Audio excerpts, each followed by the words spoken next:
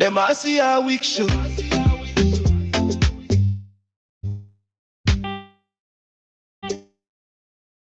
It's the message to Africa. Voices unite, educate minds, elevate sight. It's the MARCIA week show. The MARCIA week show. From Barbados to Africa, voices unite, educate minds, elevate sight. It's the MARCIA week show. Talk truth, build roots, stories unfold. Motivate change, mobilize is the mode, that's the MR code. Hey, we growing, we know it.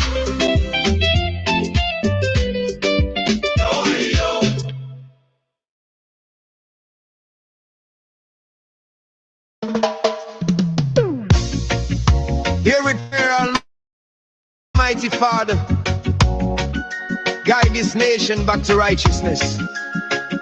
Let truth rise above power and conscience rule leadership.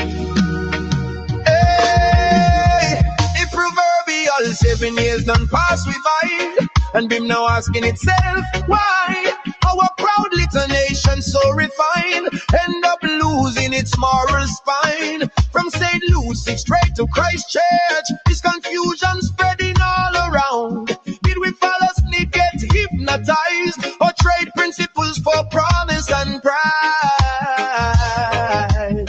Now election breeze blowing through the land, and people hoping for a sober stand. But when the government line up on the stage, it's like a lesson in national shame. So much wrong standing plain in sight, yet them hearts we to clap and say, all right, it's not malice, I ask sincerely, who explained this to posterity? To education, me misters cross the line, questioning children before their time. A speaker chair rocked with brave accusation, shaking the trust of the whole parliament. 2 ministers sent home in disgrace, deputy PM in a check case, former minister under legal cloud, and a PM sweet tongued, global and proud, flying high on international stage, while home front drowning in outrage. Is this leadership or performance art? Who minding the people, who guarding the art? She facing a moral crisis in the land. If we love him, we must make a stand for the children watching what we do, not what we say when election do. We cry once more, silence stand. Him fall in the land. Front page shouts, Haitian freeze, stories stir on these. Whisper said big Dan call shots, police stand down, people with our stocks. Who get invited, who want state house, no. Other places the public know too well for sure. Truth or talk, either way, confidence leaking day by day. The soul of the nation slipping away, old Bajan values burying today. Respect and decency unlike support, while arrogance sailing first class port. Somebody driving this country blind to suit ambition, ego, and it's a crime. But history cruel, it cheat receipts, and truth eventually find its feet. Still I believe, yes I believe, redemption possible. We agree that leadership starts with moral ground. That speech is dressed in foreign sound, in God favor, respond humble hearts. When people choose wisdom over cross, this land can heal, this land can rise, and reclaim its moral enterprise.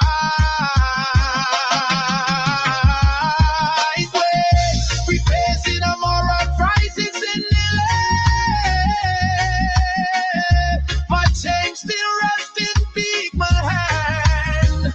For the sake of future generations, we must correct the destination. Let integrity lead the way, not power, not praise, not calories stray. So history won't strike sad and bland. That was the time then lost his time. Nation cancer.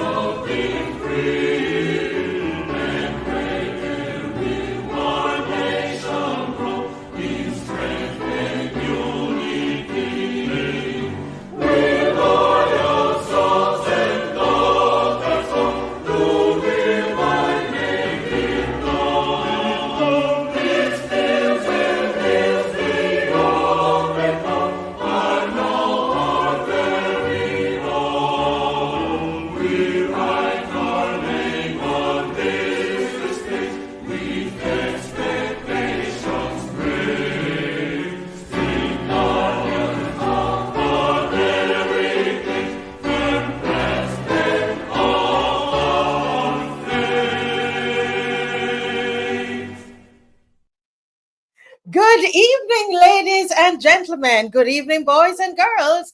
You are watching the Marcia Week Show, and we are coming to you live from Barbados.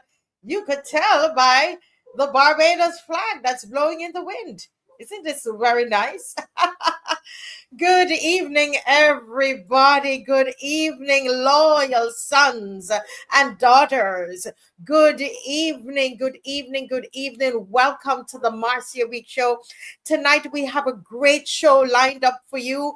We are going to look at the Barbados' first sitting one parliament. Government, what did they discuss? What decisions were made on Friday? We're going to look at at that this evening. We're going to look at who checks power. Who checks power in Barbados when we now have a one-party parliament? When the House is one party, where does power live, Barbados? And you know, we've been tracking a particular bill, the Citizenship Bill of 2025. So we're going to go deep into that. And we have a letter for you that a lot of you want a sample letter to write to the Ministry of Home Affairs. And we have that sample letter for you tonight, guys. It's going to be an awesome, awesome night, a night of civil activity. That's what we do on the show. We educate, we motivate, we mobilize, we agitate, we emma, ye loyal sons and daughters all. That's what we do on here. And you call yourselves the loyal opposition.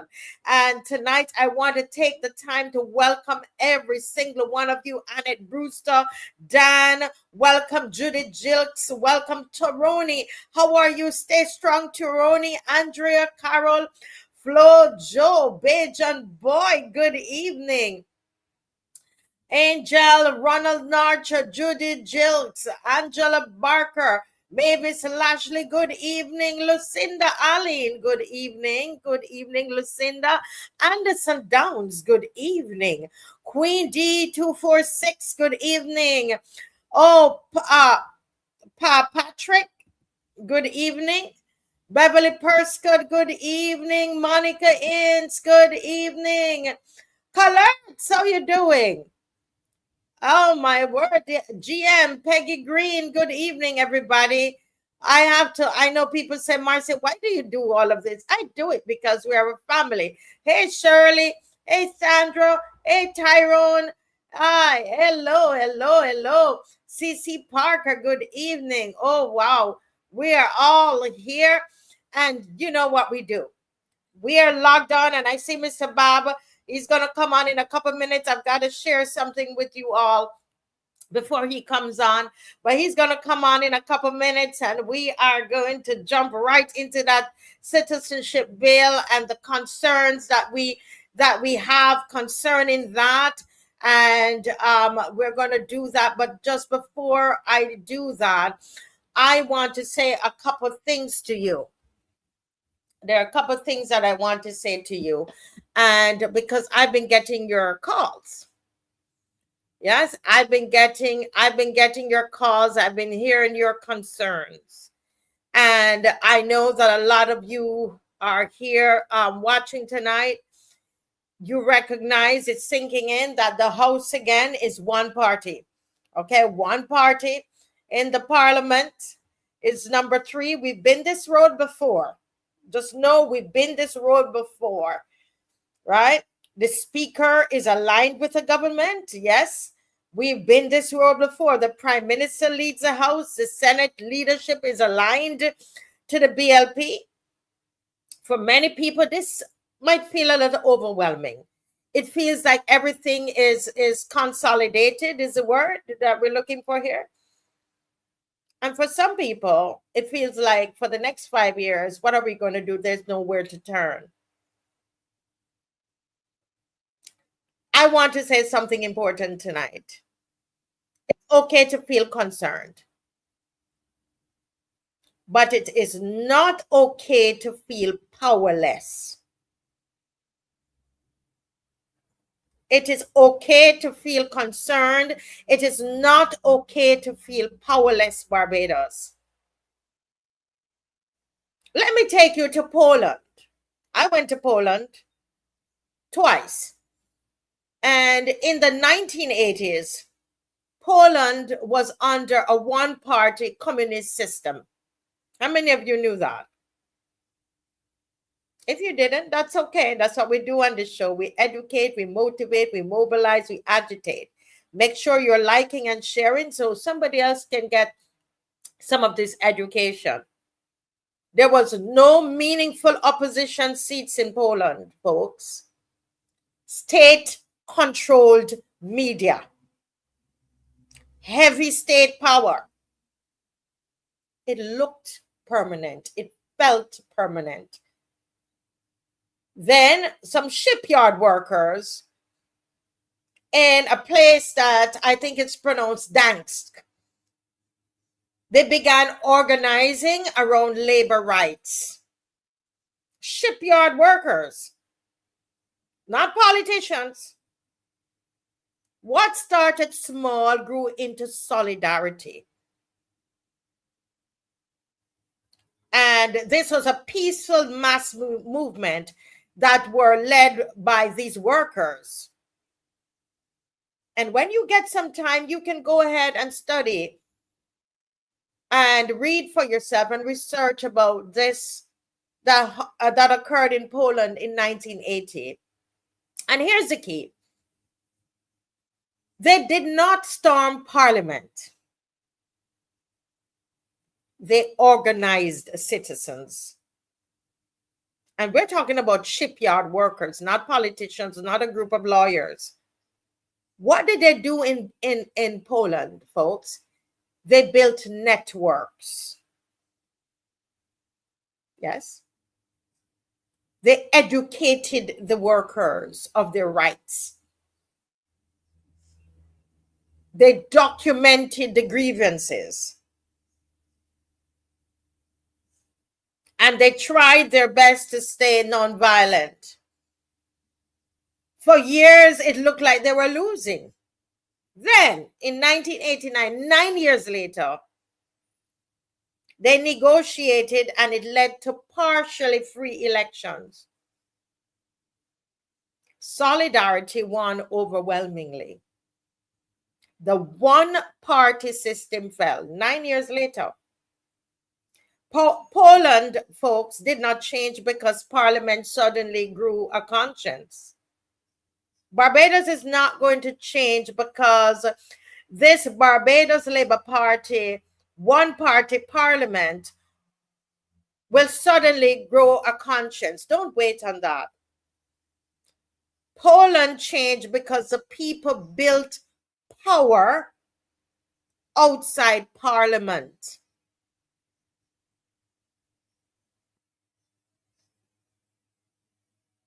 The people built power outside parliament. Now, let me take you to India. India was under British colonial rule. Indians had limited political control over their own land. And then Mahatma Gandhi chose something radical,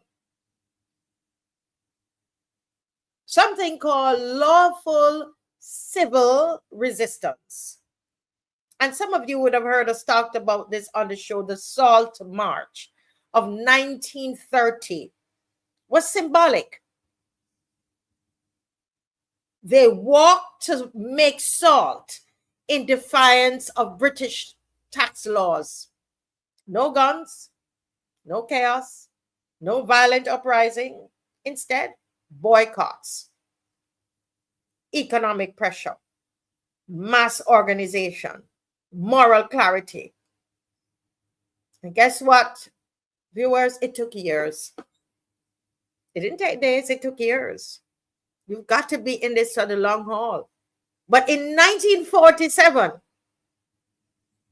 I told you that they started when? In what? In March 1930, right? 17 years later, India became independent.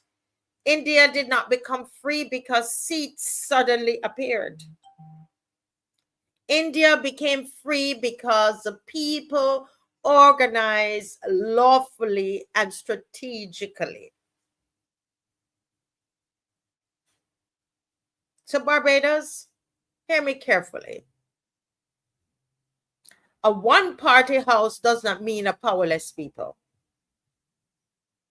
When parliamentary opposition shrinks, civil responsibility can expand if we want it to. So this is a season for our roadside parliaments, policy education, our watchdog groups, youth leadership development in your communities. Start something in your community. Why does it have to be a political party? Start something in your house. Start something down at your church. Start to document. Start to organize a peaceful pressure, strategic communication.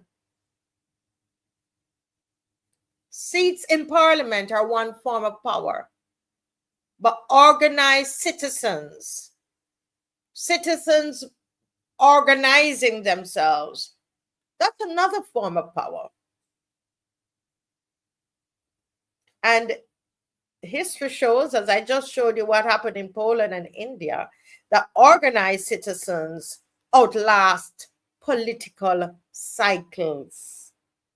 Organized citizens outlast political cycles. It's a matter of whether we have the will. Do we have the will to get up and to fight? Do we have the will, the faith, the resolve? There are seasons in history where everything looks consolidated. But consolidation often reveals weakness, some weakness. See, where there is no opposition in the house, as we have now, the people, all of us, you and I, the panelists who are going to come on tonight, Mr. Bob, Dr. Ferdinand, Maxine McLean, she's not on tonight, but whenever she's able to come on, everybody, become the conscience of the nation. So tonight is about discipline. Tonight it's serious, you know, it's about strategy. Do you have the will for it? It's about lawful organization. Poland did it. Research it. You might not believe me. Poland did it. And they were in a worse situation than Barbados. India did it. And Barbadians are not lesser than any people in history. Remember, when people lose their fare, what happened? They lose their power. I don't think we've all lost our fare yet. The concentrated power will begin to tremble. All you've got to do is challenge it. This is not the end of influence. It's the beginning of a different arena, a different area. Yeah? And so we want to encourage everybody. 5 things I want us to start doing tomorrow. Number 1, educate ourselves. Starting now. Some of you started already because you're sending me stuff. Read the bills. Go to the Parliament website. I don't know if Dave can put that up. The Parliament website. Starting tomorrow, start to read the bills yourself. Stop just sending around gossip. Don't focus on gossip. Don't focus on the shiny distraction thing that they're showing you over here, so that you're not seeing what happened. So this whole weekend, you're sending all kinds of gossip around, and we have not yet examined what they did on Friday in the House. See? We start speaking from facts. Educate ourselves. Download the legislation. Watch the Parliament sessions, as boring as they might be. Share the summaries.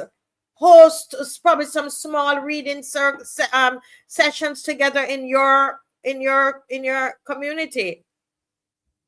An informed citizen is harder to silence. When you're informed, it's harder to silence you. You've seen that. Build those local groups in your communities. 5 people in a living room. That's powerful, you know. 10 people in a community center. That's also power. Small meetings, structured discussions. No chaos, no gossip. Right? And what that does, it moves us from being spectators to participants. I encourage us to document everything. Every decision, every contract, every policy, document, archive, track. See, because we're talking about accountability and it's long term. Governments will change, but the records remain. Develop new voices, right? Work with the young people. Stay lawful, peaceful, strategic. We do not panic, we prepare.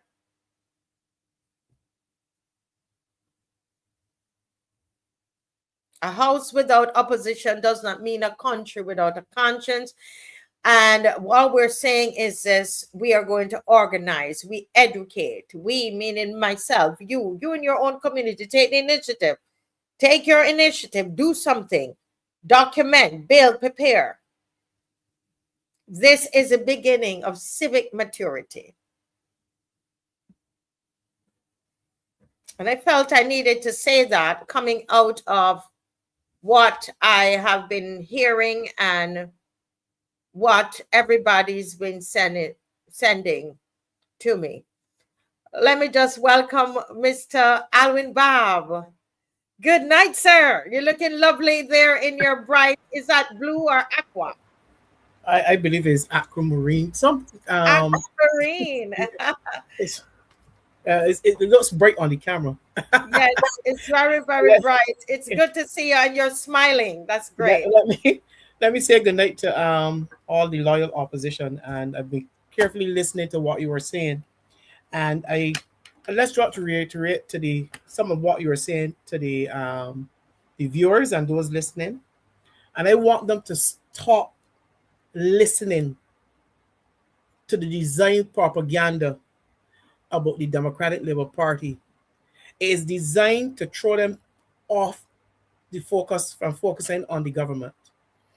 What has been happening, unlike what was happening before, there was always this robust debate in the Democratic Labour Party. What you're saying now is that robust debating between party members, internal party members, members of the party, is now being taken out of the numerous chats and being splashed all over Barbados as if it is chaos. It has been always that with the Democratic Labour Party. They will debate, robust debate among themselves at party level, at conference level, because that is how they communicate. That is how they look at the issues in such a serious way. And they hold each other accountable for decisions being made within the party. So do not get yourself distracted because you're not hearing it from the other side, because somehow they managed to hold their internal things together. But in a democratic society, the people are not afraid to speak. And some will tell you that when the Democratic Labour Party is in power, everybody has an opinion, open as they are, without having to look over their shoulder, without having to have any fear of losing their job or being victimized. So don't be distracted. This government we are the watchdogs now in the absence of an opposition. And as you say, an absence of opposition does not mean that we cannot function as a people. We should know as a people, 70% of us, that of a lot of people who did not vote, thousands, start banding together. And this is the time for the Democratic Labour Party to rebuild and go into every community, branches. That is where the point of focus should be, where you pull people and build your membership and go from there and focus on the issues. This is the time for that now. Excellent, Mr. Bab.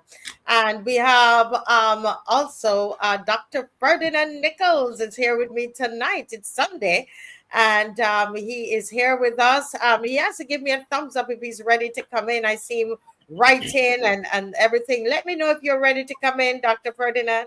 Yes. I hope we're not sticking tonight. Okay. Good night, Dr. Ferdinand. How are you? Looking all sprightly and ready to go. How are you doing? I am doing wonderfully well. As long as there is life, there is hope. And as long as there's hope, there is life. That's right. And I'm grateful to be alive today. You know, just a few minutes ago, Marcia, I received news of the passing of a very close friend of ours. And I thought to myself, you know, I actually said it, Lord, I thank you for my life. You know, I'm alive today, and I'm absolutely thrilled and happy to be, because being alive gives me an opportunity to affect change in my society, in my community, in my country, in my world. And of course, being alive also helps in the context of me spreading the good news of the kingdom of God, which is something I enjoy doing both vocally and in singing. You all know, of course, I dabble a little bit in the area of music. But Alvin, it's good to see you as well in your beautiful. I wish I had a shirt that color. But my colors are a little conservative tonight. All right. But I have been listening to your introductory remarks and the examples, Marcia, that you have given, and it is quite clear that the people have the power. And I think we as a society need to wake up to that reality, that power is vested in the people, and that the government, and I keep saying this over and over, two things. First of all, the government is the people's employees. And secondly, don't expect me to give you kudos for a job you're supposed to be doing. I will give you kudos when you go beyond that. You know, when I worked with BS&T Motors, I wasn't given any kudos for selling BMWs. What I was giving kudos for was making it the most popular and the most prolific luxury model on the island. But I had to do my job, and nobody came down and said, man, you're doing a good job. No, I did my job on a daily basis. That's what a government is supposed to do. And Alvin, you know, you said a few things a few moments ago. You talked about the aspect of robust debate. And anybody who knows anything about democracy knows that robust debate is to a large degree the foundation of democracy, where you are able to oppose and express your views and your opinions, because all the information and all of the knowledge is not vested in any single human being. There's only one person I know who carries all knowledge, Alvin, and he doesn't need to be elected. He doesn't need to run for office. He doesn't need to put in a manifesto or anything. As a matter of fact, he has a manifesto that whether we like it or not, it's going to be carried out. So, you know, but that is the foundation of democracy. And when I hear of legislation that is specifically targeted to prevent people crossing the floor, what it says to me is that you're trying to rein in robust debate and opposition to something that could cause you to stop and think a while. You know, I have led our church for several years, and I've been in leadership in churches for several years. And one of the things I've always benefited from is criticism. I've always listened to what people have had to say, the robust debate that we have had in our churches, because all of the knowledge was not vested in myself. And so because other people saw things from a different standpoint, from a different viewpoint. You know, Marcia, if you looked at the four Gospels, all of them are communicated from different angles.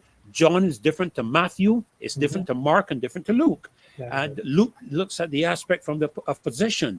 And you have Matthew looking from the aspect of economics. Some people won't call it that, you know, but that's what it was. You know, so you have a number of different viewpoints when you have that robust debate going on.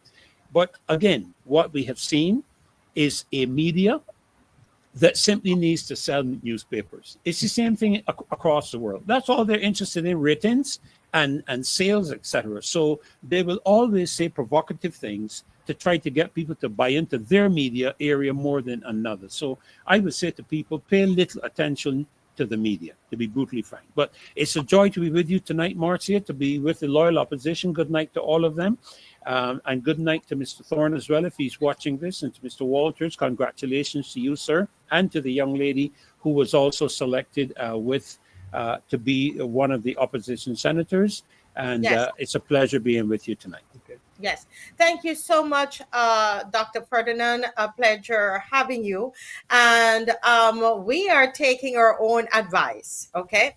We are taking our own advice. And our advice is that we're saying to people, go to the Parliament website and look at the bills. And we started to. And so what we want to do tonight is to do a review of what we did concerning the citizenship bill. We're going to ask people to feel free to call in about it as well, because you didn't get a chance to call in. We have been talking. Friday, we didn't get a chance to have you to call in. I want to hear your thoughts on this. And as we start the discussion here tonight, we want to keep it, if you're calling in, please keep it on this bill. We don't want you to call on with any gossip, right? We want you to we're only talking about this bill at this time. If you call in and you're speaking about another topic, we're going to ask you to let us deal with that another time. All right. So we are specifically speaking about this particular bill that is before us. And just a little reminder about the bill, right? Is that our concern about specific parts of this bill, fellow panelists, is that the law, there's a vagueness in the law. And when a law is vague, and when we have concentrated power, as we just talked about at the beginning of the show, we know that it's very possible for people to suffer who are not criminals. It's often for ordinary citizens who speak up, who organize, right, to become inconvenient. And that's why we are looking at this bill this evening. All right. Now, one of the things we did not say, Dr. Ferdinand and also Mr. Bob, last time we looked at the bill, is that across the Caribbean, citizenship laws, they exist, and they do have revocation clauses in them. Whether a lot of them have it for fraud. If you got your citizenship through fraud, whether you're in Jamaica, Trinidad, St. Lucia, or whatever, it can be revoked. For treason, right?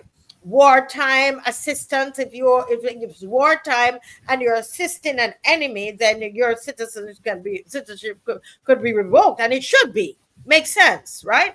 So Barbados is not the only place, right, that has those kinds of laws, and I think that we needed to make that very clear. Anything you guys want to jump in? Any of you quickly before I talk about the 3 red flags that are in our laws? You need to jump in there, Mr. Bob, or no, not at this moment because I saw it already. I was here when you were going through it on Friday. Right, on Friday. Yeah. Okay. All right. So what I want to, let me just go on quickly then. Just a review on the 3 red flags.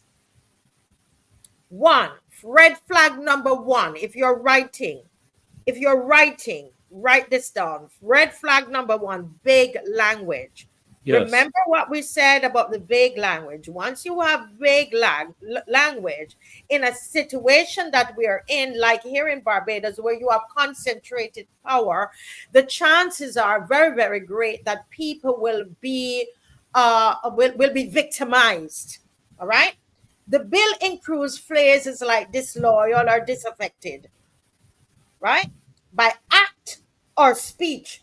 That's dangerously what you call elastic. It's stretch, because what are we going to count as disloyal? Is this show disloyal? A protest disloyal? Could it be a speech? Could it be a Facebook post? Could it be a petition? That becomes vague language there. Dr. Ferdinand, do you have a quick comment on that before we move on? Yeah, well, the thing about it is, Marcia, is that in my research, I saw that several other countries, including Jamaica here in the Caribbean, are very specific. They're very specific in their language. And it's not left up to individual subjective interpretation or explanations of any kind. When one considers that the minister, sole power, and this is concerning, Marcia, sole power lies in the hand of a single individual, the minister. It is very concerning when you are so vague. It leaves it open to his personal subjective interpretation. If he is offended, or somebody in the party is offended, or something, it's a bill, the cybercrime bill, to be honest. It's too openly vague. Too openly vague. Yes. As Pedro is saying, vague language is for interpretation, and it's a loophole. That's there, right? For those who can afford an attorney. Yeah, but or you know what? Or it becomes victimization for those who can't afford an attorney. Yes. Let's look at that. The red flag number 2. Folks, if you're writing, write this down. In the opinion of the minister. This is what Dr. Purdin was alluding to. This includes activities which, in the opinion of the minister, are prejudicial to the safety of Barbados or to law and public order. That means the trigger is not a conviction. It is not a court finding, guys. It's the opinion of the minister. Who says that the minister is trained enough or to understand what is disloyal or disaffected? It's in the opinion of the minister. It's his opinion. Any thoughts on that, Mr. Bob? But I can't understand how can something as serious as this be left up to the opinion of one person. You're saying to me that if John Brown, the Minister of Home Affairs, or the Attorney General decides that in his opinion what you've said or what you did is not in the best interest of Barbados, then he can just say take away your citizenship out of Barbados. It's only him. That is serious. It is, as somebody said, what does revoke mean? Should this be approval after being discussed by an authorized group? That's where we're going to get to, guys, because it is his sole decision. Somebody else is saying, suppose the minister is ignorant. Yeah, that's a very good question that you're asking there. And Marcia, we're not saying ignorant in the terms of how a Barbadian would use the particular expression. What we're speaking about is not having the knowledge of specific areas that he can consider to be either a threat or something of that nature. And when you use the word prejudicial from his perspective, what about from the people's perspective, where they can think that his position is also prejudicial in the context of the fact that I support the Democratic Labour Party, for example? He's the Barbados Labour Party Minister of Government, Minister of the Cabinet. What about being prejudicial from his view to me, and not just from, his view of me? And the other quick comment I would make is, should not these things, given that the legislation is a very serious one, should not these aspects be spelled out clearly in the law, either in the Constitution or in the law itself? Should not those parameters be specifically spelled out for people to know? Yes, thank you, Dr. Ferdinand. Is it right? He's saying, are we sure it is his sole opinion and not, as I said, final approval after recommendation by a group? It is not. It is not. And this is why it is. Is it right? Please read the bill for yourselves. Okay. Red flag number 3: public good plus final decision, no reasons. That's number 3. The bill uses the classic catch-all test. Not conducive to public good. It's classic. Right? Not conducive to public good. They put it all in that basket. And then it adds the most troubling part. The minister does not have to give reasons. And the minister's decision is irrevocable, final. It is final. So here we are. This is red flag number 2. Number 3. Public good. Final decision is a minister. They don't have to give any reasons. So broad words, broad discretion, minimal explanation, final decision. But Marcia, wasn't some of this language in a bill? This same language where it was left up to, it was the cybercrime bill or the cybercrime bill? Yes, it was. Yes, it was. That language, and that had to be taken back. This can't go as is. No. It's the wording is too wide and too vague. Yes, just too wide and too vague. Too wide and too vague. And fundamentally, what it's doing is making the decisions potentially subject to arbitrary interpretation. So, in a sense, you're leaving it up to a singular individual by virtue of his perspective or his view, which, as I mentioned, could be very subjective. Suppose, for example, and it may sound ridiculous, suppose he has had marital problems and you have a lot of issues existing where he thinks of women a particular way, and the person who he is overseeing in terms of the revocation is a woman. That could influence how he makes his decision on the basis of his own personal experience where women are concerned. It may be doctors for that matter. So these are things that I think the legislation should be very clear in what it protects. And funny enough, Marcia and Alwyn, we are talking about the protection of the citizen. But do you know, in reality, it helps to protect the minister as well, because it keeps him from being perceived to be an unfair, unjust individual acting outside of the parameters of what could be objectivity. So it actually can cut both ways. Correct. And so is it right to saying that this puts the minister in a very insecure space? And this is a kind of discussion that I think it's great that we're having tonight. Right? It leaves him open to bribes, because then somebody can go and give him a few dollars or $100,000 or a couple $1,000,000 so that their citizenship would not be revoked, right? Or accuse him of taking bribes. Tanisha, let me read some of the comments. Tanisha says, Marcia, the bill is for foreign nationals, but I wonder what would be the bill for Barbadian citizens. Well, you know, I think this is more, as they call it, revocation of citizenship. It's more for foreign people who are not born here. That's correct. You know, and so on. Somebody's asking who are drafting these bills. What is the bar saying about these bills, right? It is a new form of the cybercrime bill. Yeah. So you see, I can Sankofa, I can't pronounce it all. Sankofa said it's obvious to me that they're trying to suppress the voices of people. He used my name and others as well. Does this mean people who were born in Barbados can be kicked out of the country? I don't think it's for them. Tammy says, what is it that the government is afraid of? Okay, so folks, there's one other quick thing, Marcia, if I could just jump in for a quick sec. Yes, real quickly. What are the timeline limitations?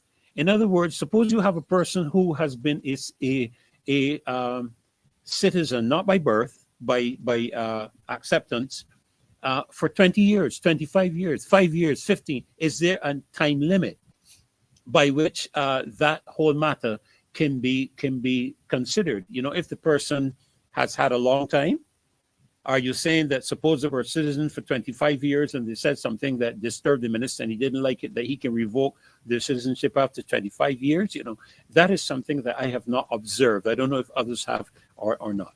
Yeah, it's not in the bill. It's not in the bill, but it's a good question. Now, some people might say that the bill makes room for inquiry. All right. So somebody might say, well, you know, this is not being done properly. And I would like for there to be some inquiry into what the minister is doing. Listen to what happened, guys. The committee members of this inquiry committee is appointed by who? Who do you think appoint them, Mr. Bob, and anybody?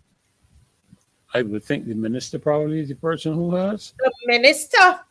This is why we're trying to explain to you all. It's all up to the minister. The committee members are appointed by the minister. Right?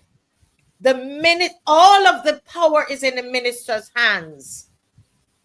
So the minister sets the process, appoints the committee, holds the key inquiry powers, and his decision is final. The issue is, where is the independent check? Right?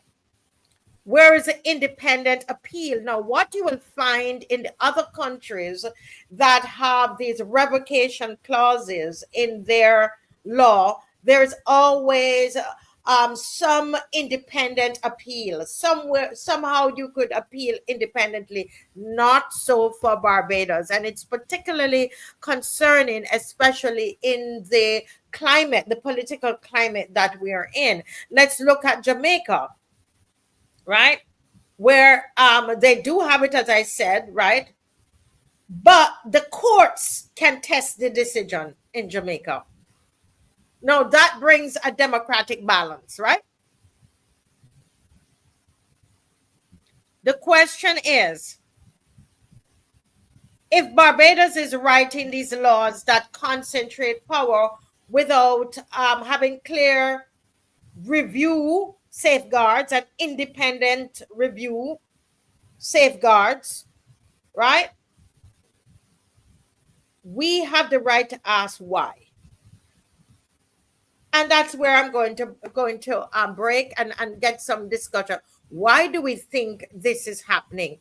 And I want to hear from you. Feel free to call in and let's have a discussion. Let's have a family discussion. And I noticed that a lot of you are not. I know that you jump on tonight to hear gossip. This is not a gossip show. We are going to educate, we're going to motivate, we're going to mobilize, we're going to agitate. Telling you now. Go ahead and like and share and feel free to call in. Why do you think this is happening? Let me hear on here.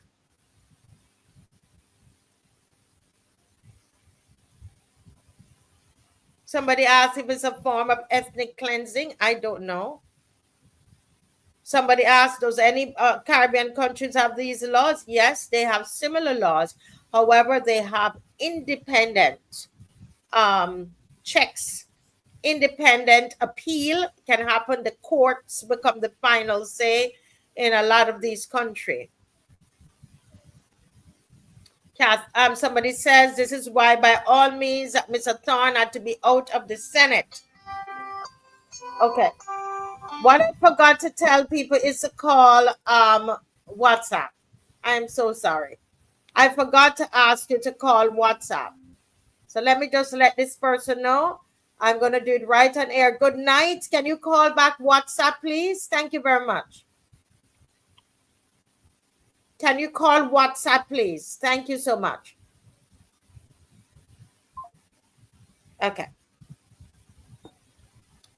This is why, by all means, she said, is legal minded and can we? Oh, can we? Well, we can write. We can write.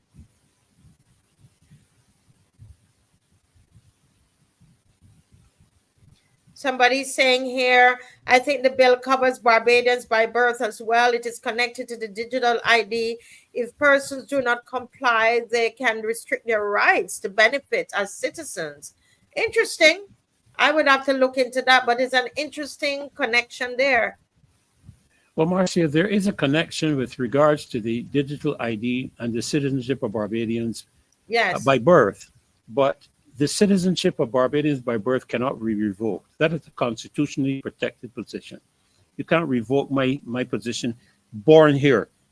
And that is anybody born here, whether they're born of Barbadian parents or not. They are born. That's my understanding from a legislative perspective. I'm not a lawyer, and I stand to be guided by the law and by the lawyers. But to the best of my knowledge, as long as the birth occurs and it's recorded in Barbados or EQEH or wherever, it cannot be revoked as a matter of birth. But citizenship comes through a number of different means, especially when you consider, Marcia, citizenship by investment, which we are now, I think is now possible. When you consider people who can now move freely between, I think it's Venezuela, St. Vincent, Barbados, Belize, I believe, and Dominica. I think they're those countries who can now come and stay for as little as 2 to 3 years and apply for citizenship and obtain citizenship. So I believe those aspects are areas where revocation can occur, but I don't think in terms of the birth. But there is that tie-in that you mentioned. Now, thank you, Dr. Ferdinand, and we will, as you said, these are things that, you know, we're hoping that we'll have some lawyers coming on the show and that we can ask some questions to. There are other things that are clear there we can see for ourselves. Now, somebody says, so what? Why it matters to ordinary people? I think we kind of did that. Mr. Bob, it's about our speech. Right? It's about our activism. It's about our organizing. It's about your right to feel secure. That citizenship can't be threatened by vague labels like disloyal, disaffected, public order, public good, right? Those phrases can, as I said earlier, cause a lot of problems. A minister who might not like you, a minister, because remember, it's up to the minister. All of a sudden, it's up to this minister. Yeah. So we have a call. Is this let me just see. I'm not seeing it on WhatsApp. Okay, we can only accept WhatsApp calls. Let me see. I'm not sure why it's not showing up on my not sure why. What's going on? Okay, good. All right. Okay, it's showing now. Just hang on. Yes. Good night and welcome to the Marcia Week Show. Good night, Mrs. Weeks and the panel. I want to ask or get some information. There was a Barbadian called Sidney Burnett Allen. I think his citizenship was revoked under the, I believe it was Tom Adams' administration. What's his name? Sidney? Sidney Burnett Allen. Burnett Allen. I remember him. Look it up. I think he had his citizenship revoked. I just wonder, was at that time, was there a law or whatever? I'm not familiar with it because I wasn't living here at the time. Mm-hmm. I like you, I am not a born citizen. So I just wondered whether the citizenship that was taken away from him, if that was the law then and has the law changed or was there ever a law? That's it from me. Yes, thank you. And we will look into that. You said it was under Tom Adams? Yes. And just one final point, Mrs. Weeks. Yes, this is the lady that called you on Friday. And the phone died. The phone died. Yes, go right ahead. I would still like to continue my discussion at a later point. Yes. Okay. So what you can do is just message me and say you are the person who called on Friday night, because after the show, a lot of times, the phone it not charged and it died. That's okay. That's okay. Yes. Okay. Bye-bye. Okay. Bye-bye. Thanks. Yeah. So here are some people commenting on that, and these are just comments. This is not anything that is coming from the show officially. So I'm just reading some of your comments. Sydney had a warship en route to Barbados to overthrow the government. Now, if that is so, then his citizenship needed to be revoked. Someone, Adrian Hines, is saying there's no evidence that Sidney Burnett Allen had his Barbadian citizenship legally revoked by the government of Barbados. I don't know. So I will have to check that out before I say that is something that is that's not, we don't know. You have something there, Dr. Ferdinand, about that? Yeah, very quickly, I was doing the research. I do remember the situation. I was just a youngster at that time, a little fledgling. I do remember during the Tom Adams regime. It says here, from my research, that it was reported that he had arms that were allegedly intended to be used to overthrow the Barbados government. But again, there is no record of his citizenship being legally revoked in terms of the Barbados government. The Constitution generally protected even then citizens that were born in Barbados and does not allow for revocation of citizenship of native-born citizens except in very limited circumstances. But so it's very possible. I don't know. We would have to really go back, but I don't see any in the research, any evidence that treats to it. But maybe it was a special case, which the comments do indicate in terms of very limited circumstances. So I guess in terms of the weapons that were en route to Barbados with the intent of overthrowing the government. That because might we be. don't even know. Somebody said Yes. we don't even know if it is true. Yes. So, guys, we're just kind of going on the fly here, and we don't know. The comment section, and based on what Dr. Ferdinand is saying here, it would appear that it may not have been so. He may, may not have been on island, and we will do a good. Everybody, let's go out and look about it, right? Right? Yeah, let's look at that. Let's look at that. Let's look at that for ourselves. Mr. Bob, anything else before we go on? No, I'm pretty okay. I'm listening. Yes, you're And, listening. and the concerns are, a lot of concerns are legitimate, because when you produce another bill that is so vague in language, it must raise red flags, and the people of Barbados must question it, because this has now become the norm of this government. They have continued Correct. where they left off. They have from the last administration. We're still getting these bills that are so open-ended and leaves a lot for interpretation. And then you're telling me that one person can decide is the end all and be all of the decision making of a bill that is so serious. Yeah, and you see, it is in light of why this becomes so important at this time, folks. It's in light of the political climate. It's in light of what's happening in our country, which we are going to go into that segment now. What happened on Friday, the first the first sitting of the one party parliament, and just some things that have occurred. When you look at all of that, we have to ask some serious questions. But there's a caller on the line. Good night, caller. Welcome to the Marcia Week Show. Blessed good night to you, Marcia and panel.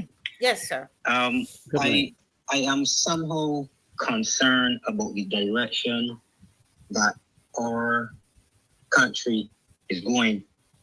You know, it seems as though the more we try to be advanced, we are going backwards into history.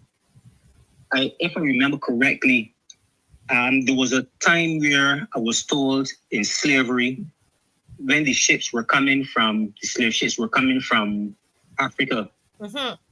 the slaves that were aggressive, they sent them to Jamaica.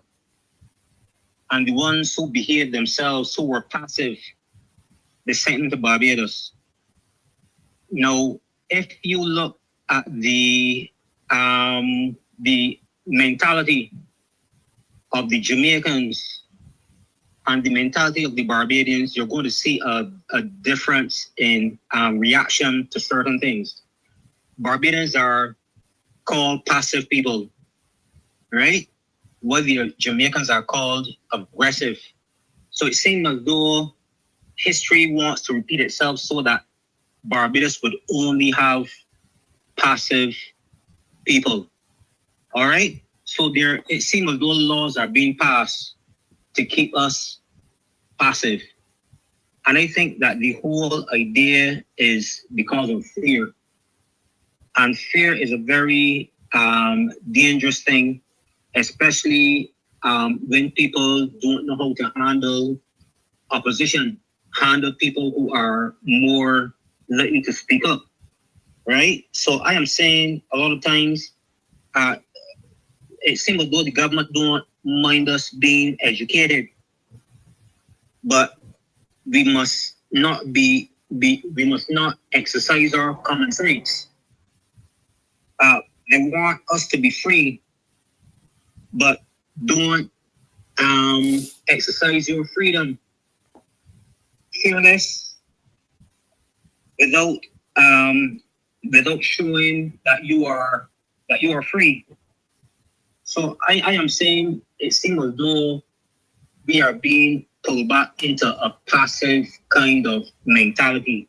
And when I look at passive, the meaning of passive, it says not reacting visibly to something that might be expected to produce emotions, right? Not reacting visibly to something that might be expected to produce emotions. And to me, this is exactly what some of these bills seem to be intended to, so that we would not be reactive to whatever is happening, or whatever the person who is bringing these bills is expecting. And I think that this is a very dangerous road that we're going down, because you can clearly see that this bill is directing towards fear, and I believe it is fear of being able to speak up and speak out. So I think that when it comes to history, we have to make sure that we are not put in a position where we are only expected to be quiet when other people what other people have to voice their opinion. And I don't think this is going the right road. We all need to share what is happening to us, and in order to get along in this life. Yes. Thank you so much, caller. Thank you for your contribution. Okay. What I want to say is, and I don't want to put a lot of time on this, that I have a slightly different view from the caller. I didn't want to keep him on to engage in the back and forth, but he can listen, and if later on he disagrees, he can always call back. But I want to move on to the next segment. I really want to say, this based on my research and also living in Barbados, I actually do not subscribe to the to a lot of what people say, where they said, oh, they dropped off the aggressive slaves in Jamaica and they have the passive one in Barbados. I don't subscribe to that. I believe that our situations are different. I believe that our response is different because of our geography is different. I honestly I no longer subscribe to that. I believe that we all came together, and the ones that were left here, it's not that they were the passive ones at all, because when you looked at it, we came from different tribes. The same set of tribes here is the same set of tribes in Barbados, in Jamaica, and in St. Vincent, and in other places, right? But it's I believe our socialization, our geography cause us to respond. And because I have seen aggression from Barbadians. So I know I've seen it. I've seen the change of the look of some Barbadians, that I have to wonder, are these Bajans? But they are. But their situation is not, it's no different. And so they're responding. So I believe some of it's sociological, some of it is geography, but I do not believe that it's DNA and it's how you're made passive. I reject that completely. But there's a caller on the line. Go ahead, caller. Welcome to the Marcia Week Show. Hello, good night. Marcia Weeks. Mr. Abibal, FERDINAND NICHOLLS. Yes, sir. Blessings to you all. Also, that caller also forget one thing. That Barbados is very divided right now, because the main control of the government right now is Barbados Party. But the thing is now, this bill is only for certain people. I can smell the rat before it happens. This bill is only for certain people. And who don't comply? And that's who's the bill for. Because, as I say, it always attached to more sensibles that are supposed to come out. So this is the pathway, because they're pushing and testing the Barbadian people to see if they will come out for their rights, if Barbados are together, or they're divided. And the reality is that Barbados is divided. So that when they keep pushing, putting out bills one after the other. But at the end of the day, it's going to affect all poor people, but not the wealthy. But people don't see people got the third eye to see what's going on. So this is part of supposed to catch me and put me back in slave so that next year no more genders, so that at the end of the day now, this bill will be attached to one thing internationally too also. So don't care about where you go, what you do is no hiding place for you because you will be, in a steady prison. Yeah. Thank you so much. Thank you so much. Very well said. We have to get up and we have to do something about it. Thank you, caller. Appreciate you Okay, calling. bless sir. And my name is Mr. Ronnie. Bless it, everyone. Yes, thank you, and keep strong. All right, so yes, thank you to she's not on. Thank you, and keep strong. All right, so thank you to yes, there we go. Now, thanks to the person, someone sent this to me. And Dave, if you put it back on the screen, just so that we get a little education too, because I'm learning this about Sidney Burnett Alleyne. I remember in my research as I was doing the Barrow film, I came across this story, Mr. Bob, but I really didn't pay attention to the name of the person. So, but now that I'm reading it, I'm reminded about it. But this Nation newspaper, what date was this, Dave? If we go up, we'll be able to see a little bit about him. Okay, this is 2021, September 15, 2021. And it's saying that Sidney Burnett Alleyne dies. So this is the caller who called. And let's read a little bit of what it says. Barbadian, it says, Sidney Burnett Alleyne has died. He was a Barbadian. It was reported that he passed away. He was, Dr. Ferdinand? Yes, he was. Yes, he was. Yeah. It was reported that he passed away in a London hospital earlier today, 1 week after suffering a heart attack.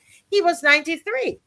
A former merchant banker, Burnett Alleyne, was convicted and sentenced to imprisonment in a Martinique jail in 1977, along with a Canadian yachtsman for illegally importing arms into Martinique. It was claimed that the guns, ammunition, and explosives found on board the yacht were to have been used to overthrow the Barbados government.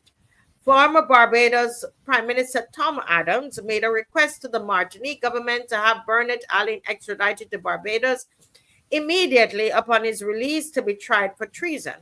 However, he never returned to this island and the parish of St. John, where he was born. Okay, so yes, that's correct. Yeah. All right. Wonderful. Thank you. The minister, Adrian Hines, is saying the minister can only deprive any citizen of Barbados other than a person who is a citizen by virtue of sections 2, 3, 4, 5, 1, or 2 of the Constitution. Everybody, so let's take, we're doing this all together tonight, folks, and that's what I love about the Marcia Week Show. We're not into gossip. We're about education, motivation, mobilizing, agitation. Take a screenshot of what Adrian has there, and if somebody can find those sections and let us look at them. You know, Mr. Bob, let's do the thing. Either we do it now or we do it on tomorrow night. The point is that we are going to be as thorough as possible. We're sitting down. This is now we in the parliament and we're debating. All right? We're in the parliament tonight, guys. We got our roadside parliament happening. Yeah. Okay, I'm reading the chat. The chat is awesome. Okay, so somebody's saying here.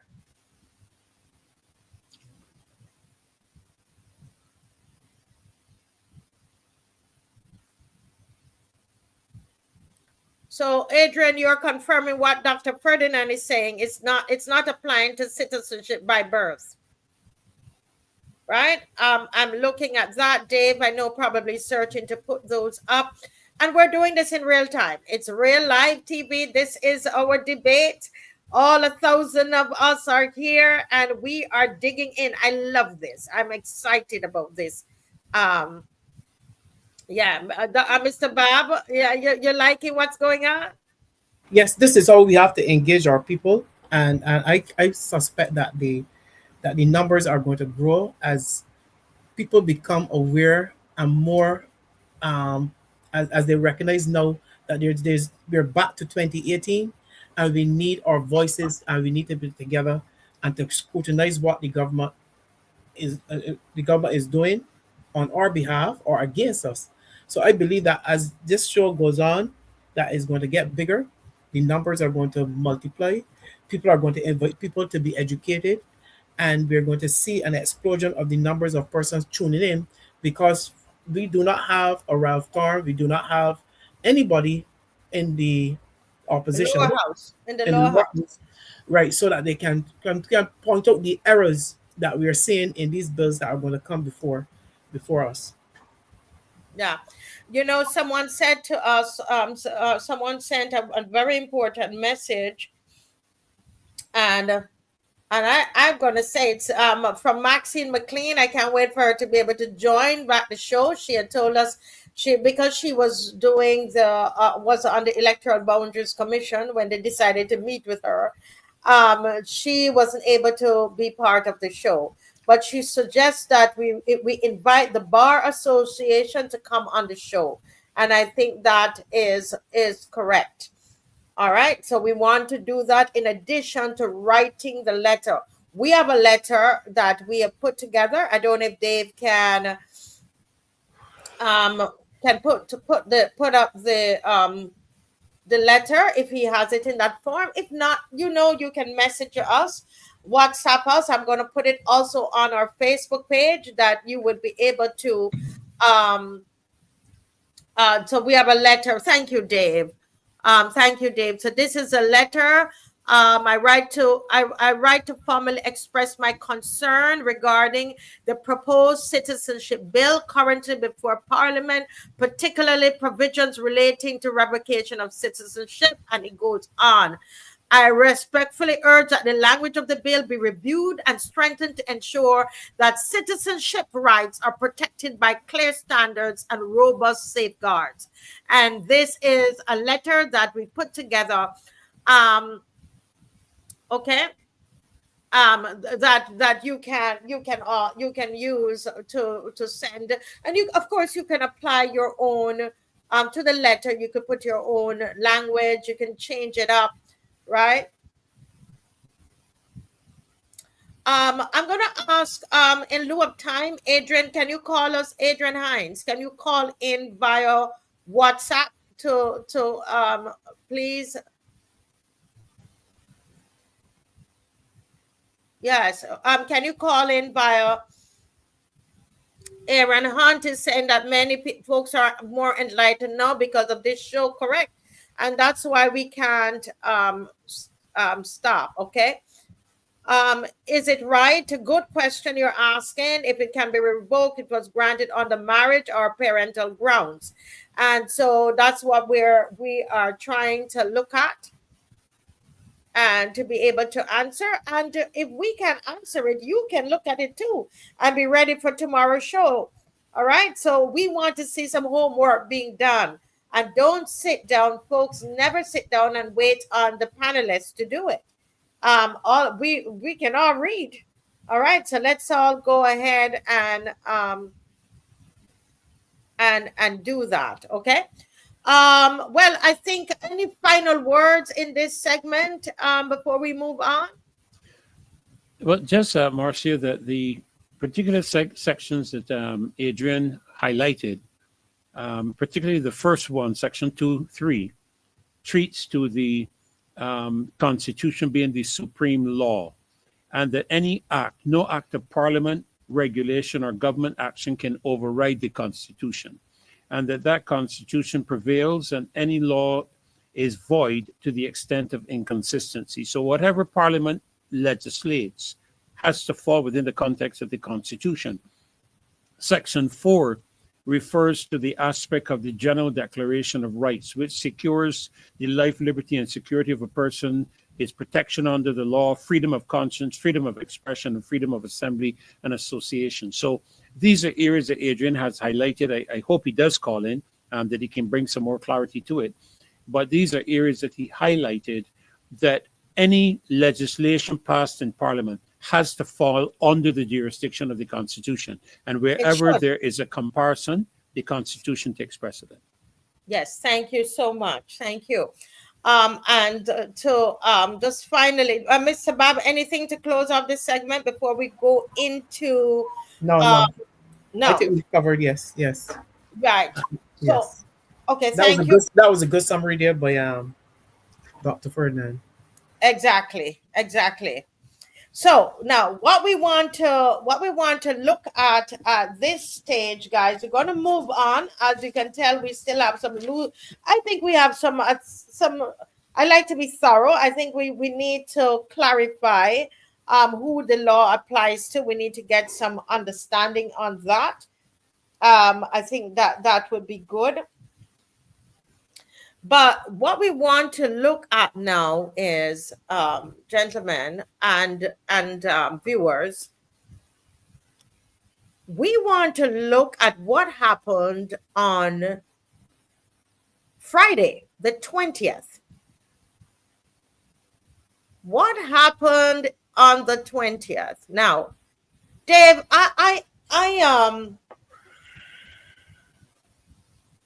actually, before I get to that picture, let me just say that how many of you knew that Friday was the first sitting of the one-party parliament? If you knew that, put a thumbs up.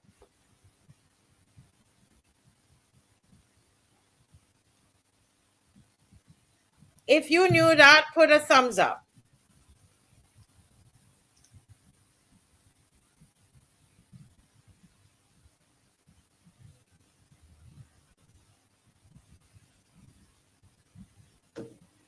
So they should have had Mr. Bob 30 seats there. Mr. Dr. Ferdinand 30 seats. They should have had the 30 seats there.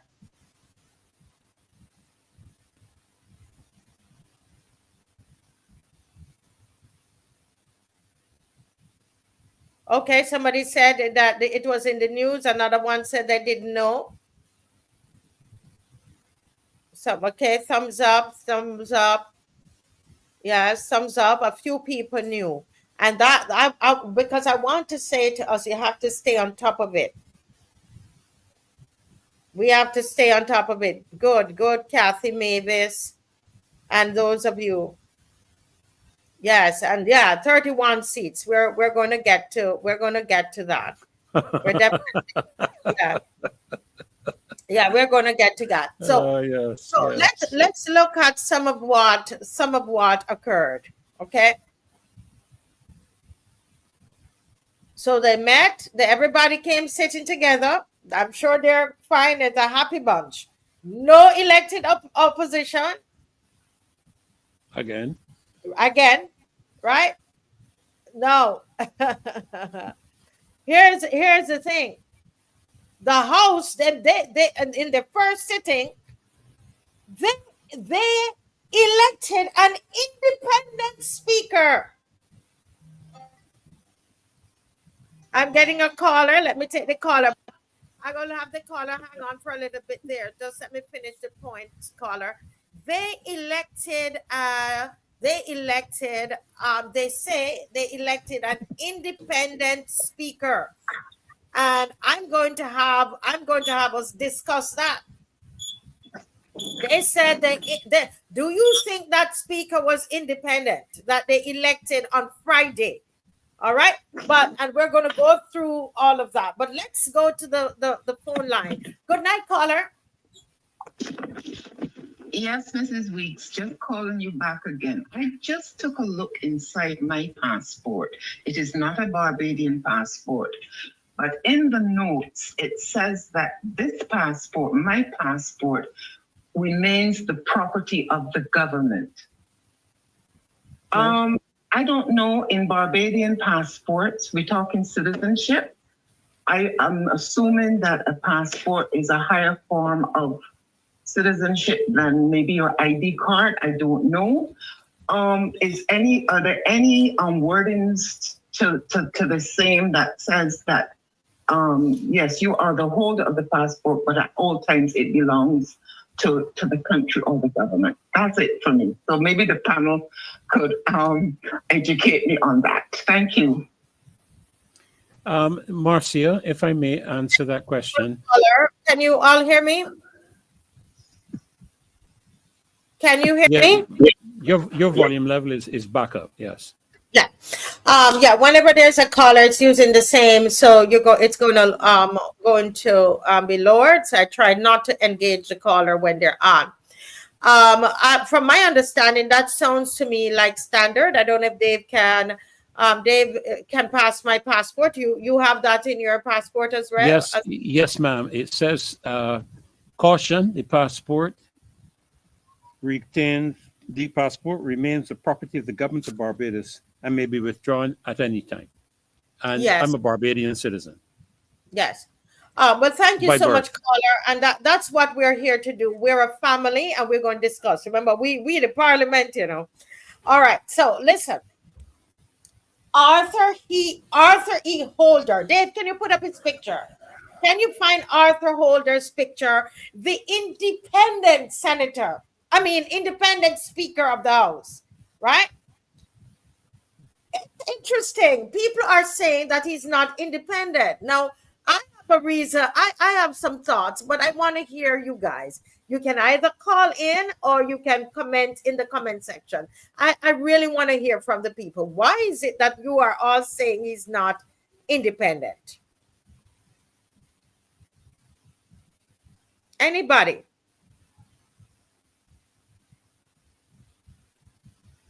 You mean us here on the panel, Marcia? No, I'm looking in the comment section. Yes, because the thing is, I'm trying to get them activated and not get lazy. I don't want us to be lazy because I know we're intelligent people. Okay. Somebody said, yes, come to the front of the class. Mimi, he is a sitting member of the BLP as far as we know. Nobody has told us different. He's still part of the BLP. But when she says a sitting member, though, Marcia, what does she mean by that? That he didn't give up his membership. In the party, but in terms of the parliament, he's not elected. No. He's elected as an independent Speaker of the House. Until they tell us otherwise, he's still a sitting member, or meaning that he's a current member of the BLP. Yes, he holds the BLP membership card. As far as we know, nobody has said anything otherwise. And he's still a B, and that is what everybody knows that. Everybody knows that. So it is for him. It is for him. Correct. He was selected, not elected. Yes. He's favored to return as Speaker as Parliament meets Friday. Mr. Barber, what are your thoughts on this independent Speaker on the No, if it was on the street talking, but the street cars are independent one. But I am saying, if we are aware of what happened prior to the election and the maneuvering of this government and the stepping aside of this gentleman who earlier declared that he was still willing to actively pursue elective politics, and then there was some shenanigans, some movements, and it appears to be a promise kept for another favor. What is the shenanigan and the movement? For people don't understand. He steps aside for another candidate to be elected, and it appeared that he will be the curry favor to be the independent speaker, that they went to Parliament just before the election, to change the constitution or the legislation. So therefore, people have a right to have some suspicion about how independent can be at such an early stage. He wasn't away from elective politics for an extended period of time. Nobody is questioning his ability to be the Speaker of the House. They are looking at how it was done. Correct. And what I will dare say is this, that this government to me does not, there's no attempt for balance. There's no attempt for balance. They know what the situation is, and they that's what it looks to me, that they are going to use this to their best advantage.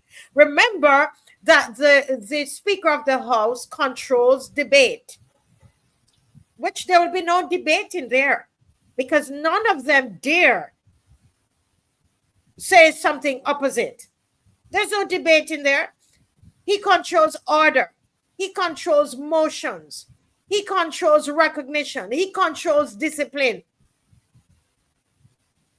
One would have hoped, Dr. Ferdinand, with this party that holds every seat, that we have such a prime minister that you all the whole world is saying she's such a wonderful person. She's speaking about fairness and being just, and she's on the world stage. She just gave that message on the world stage that we need to be fair, and she talked about equity. One would think that a prime minister like that, who's on the world stage speaking like this, would have provided somebody that was truly independent. You see, the thing about it, Marcia, is really what is defined in terms of the parliament as an independent individual. Of course, we tend to believe that if we are going to be fair, and if we are going to be transparent, and if we are going to be objective, that an independent individual should be someone chosen from outside of either political party or active political party, if you understand what I'm saying.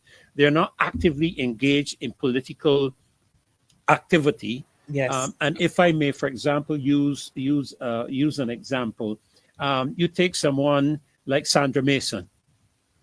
Okay, Sandra Mason is not involved, as far as we know, in the politics of the DLP or the politics of the DLP. Agreed. So we would perceive her to be an independent individual. But when it comes to the parliamentary procedure and constitution of Barbados, nothing speaks to the person having to resign from a particular political party. They just are not an elected member. They can be a card-carrying member of either party. For that matter, they could have reached out all went to the Democratic Labour Party and selected Speaker of the House from the DLP, for that matter. I wonder, Dr. Ferdinand, I wonder why did they ask for 3 or 4 names to be suggested as Speaker? You took my tongue. Yeah, there's a comment here, and I wanted to address it. Unfortunately, it's moved from the screen. Okay, I found it back. They said they do not have to balance. This person says, Alwyn, I would love for you to respond to this. Somebody said they do not have to balance anything. The people chose not to vote, so the government can do as they please. What are your thoughts about that? That is an irresponsible comment. We know that there are situations that exist in Barbados where people, I agree, have upset themselves from voting, and they have their reasons for doing it. Unfortunately, this election, it has ballooned into even a wider percentage of the electorate. But it does not takes away from the responsibility of the government to come across as being fair and balance. And balance, correct. Yes. Yeah. So that is important there. Remember that the phone line is open. You can call in and make your comment on this particular issue. And we've been doing very good so far. The other thing that that we must be mindful of, right, is a public accounts committee. right? Now this is something that is very Marcia, interesting. before you go, who's the deputy speaker? The deputy speaker. Wow, you know, I missed that. I'm forgetting. Can anybody? Very good question out there. Anybody? Why am I forgetting that? Dave, you had a list there. Who is the deputy speaker? Does anybody know? Remember, you can call in. We're doing this in real time.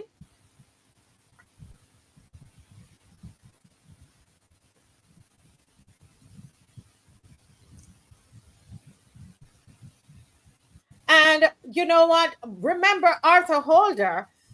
He became speaker from the 5th of June 2018, you know.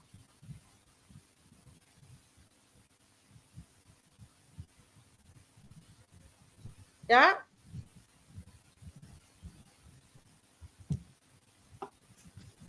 Are we still there? Anybody knows who the deputy speaker is?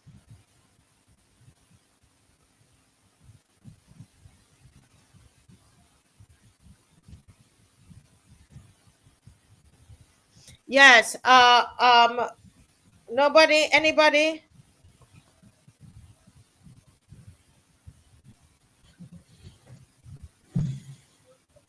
Oh, Neil Rowe? Oh, wow. Rosalind Corbin is saying that Neil Rowe is a deputy speaker.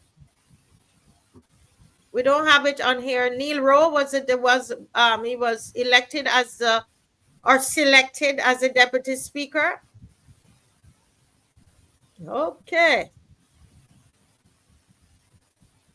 As somebody said, they won't be doing anything because there's no debate in there. 45 says the Constitution can also be amended by the government. Yes, we've seen them do it a lot of times. And we should fully expect such amendments in this term with or without a new constitution.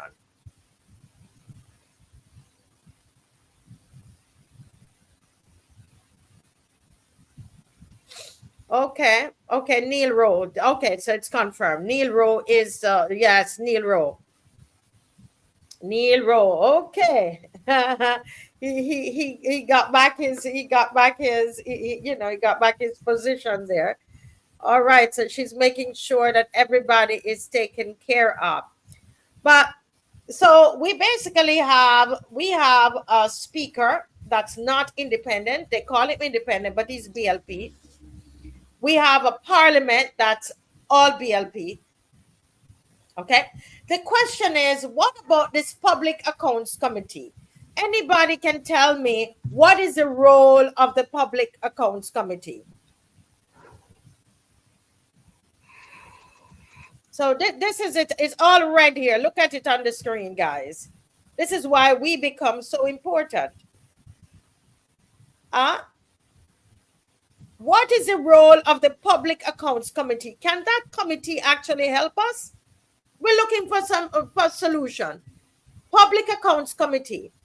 Can that really help us? What is the role of the Public Accounts Committee? Let me hear the bright students now. Who are the bright students out there?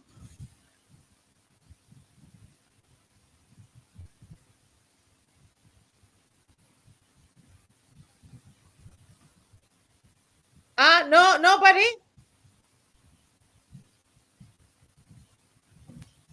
Nobody?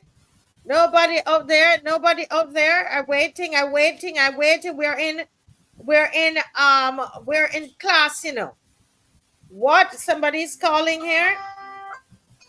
The call needs to be let me let them know. Good night. Can you call us again, but do it via WhatsApp, please. Okay? Please call us by WhatsApp. Oh.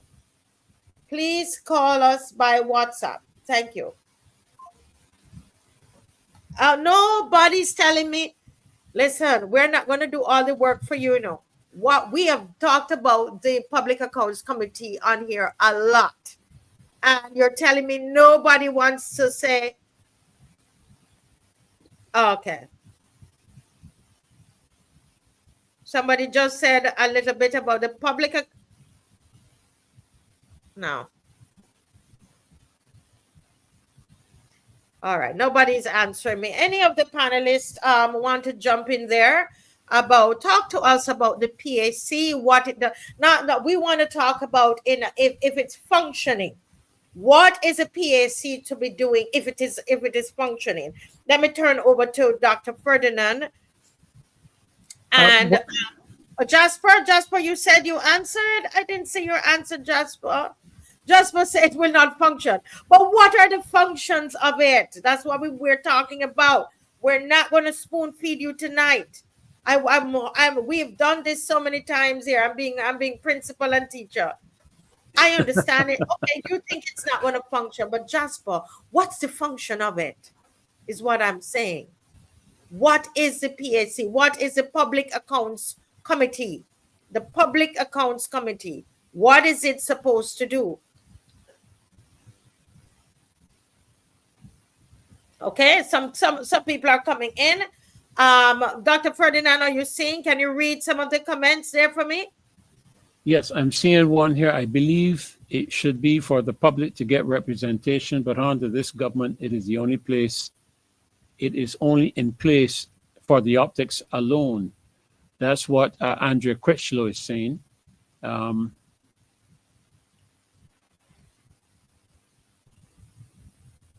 is this one? Your parent teen coach to scrutinize government spending. Mm-hmm. You were saying something there just now, Alvin. Yeah, the Patrick S7R said the Public Accounts Committee is to give an account of how the taxpayers' money is spent. Yes, and okay. Just looking back down through some of them here. Marlene says the same thing. Give a report of how the taxpayers' money is being spent. Yes. And hold government accountable. AL is saying to be accountable to the people. Mm-hmm. This one is Isola Eswick. Speaking there of to check the government. To check government spending, that's correct. Deputy Speaker of the House is not named. And okay, that's the Public Accounts Committee. This is Kerry Purpose, that looks like. The Public Accounts Committee in Barbados is a constitutionally mandated bipartisan parliamentary committee responsible for auditing and reviewing government expenditure. Yeah. Rodney is saying that the PAC is to review audits. That's very true. Mm-hmm. To approve, I like this one, Alvin. Yeah. To approve the private jet trip. Well, we gotta know. Of course. Other things. Dear me. This one here by Jacqueline Aline. The PAC is designed to ensure transparency, accountability, and proper management of the public funds. Mm-hmm. Paul Messiah is asking, will an opposition voice be invited by the president to be a part of the PAC? That's a very good question. Very good. That's a very good question, isn't it, Alvin? Yes. Marcia, you're there. That's a good question that Paul has asked.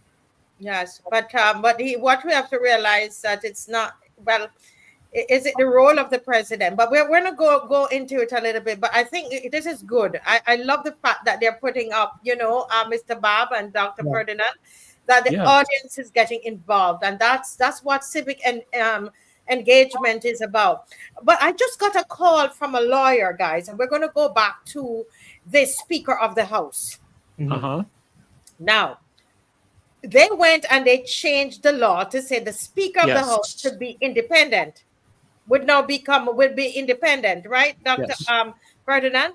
Now the question is, who is the deputy speaker? Mr. Bob asked that. Who is the deputy speaker? The deputy speaker, from what we are understanding, is Neil Rowe, who is a sitting member of parliament. Elected member of parliament. So when he sits in the seat, that's right. That's right. Is he independent when he sits in the seat? That's right. Let's leave that there a little bit. So that let me ask that again, Mr. Bob, Dr. Ferdinand. The Speaker of the House, they went and they changed the laws. The laws were changed.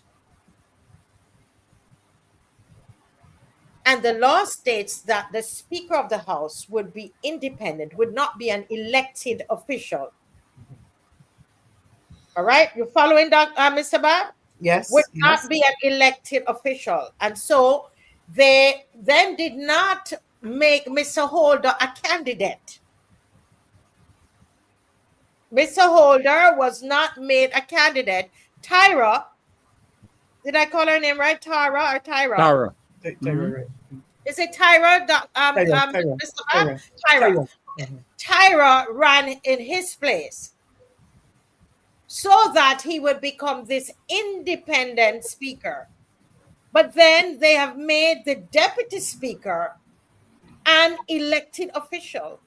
So the big question to this very bright parliament and prime minister who knows the law very well, what would that make Neil Rowe when he sits in the seat? Isn't he doing the work of the Speaker of the House when the Speaker isn't there? And Does it isn't qualify? he Because if you're made the position to be an independent position, does he qualify to sit in an independent position as an elected member? Well, common sense would tell you no. But you would have to, Alwyn, I'm looking for it as we speak. We would have to research the change made in the Constitution as it relates to the Speaker, and in the event I can that tell you what it is. What it is, because I read that today, is that he's supposed to be independent, not an elected official. Right. And they went and they changed that. That's a fact. So we don't need to even, they went and they changed it. He needs to not be, this is why the change was made for Tyra to take his place as a candidate. But I think that Marcia, that Dr. Ferdinand was going on to ask about the other part of the, if there was any part of that law that covers the event that he's not is sick. Correct. Oh, I see. Okay. Yes, that's correct, Alvin. That's what I was actually looking for. Continue. To see if there is any provision in the amendment that was made, or the change, or the law, or the aspect that was introduced with regards to his position, in the event that he is unable to execute his duties as the Speaker of the House. If there's a provision for a sitting member, or does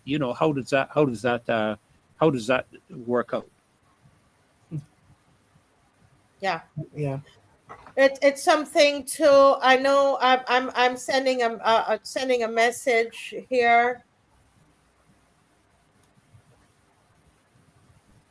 Yeah, because I mean the fact though that the fact that they have a deputy speaker would.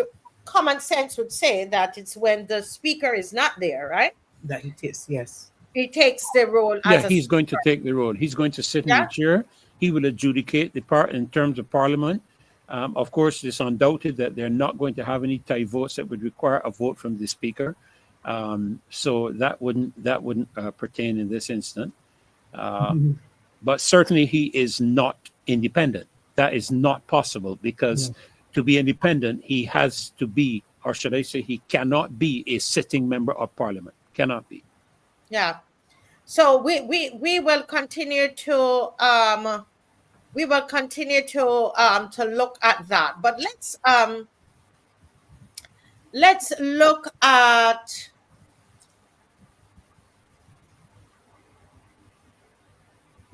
somebody's saying if Andrew Holness' wife isn't the speaker in Jamaica. Yes, Andrew Holness' wife is the speaker. She's an elected official, and in Jamaica, they did not go and change their laws. That's correct. Jamaica, an elected official can, if you're elected as an MP, the speaker would be taken from that elected, yes. From the elected MPs. So technically there's nothing wrong with that. The difference here, Al, is that these changes were made just before elections, all right? To ensure that Mr. Holder gets a place back in in Parliament, and he because he wasn't going to be a candidate. All right. What I'm seeing, Marcia, is that in the event the external speaker cannot act, then the deputy speaker, who must be an MP, assumes the role temporarily. So it would So- appear that under the amendment that they made, they have This is not the made. are we reading the amendment? Yes, that's correct. That's correct. Okay. I'm speaking. Let me talk to a lawyer here.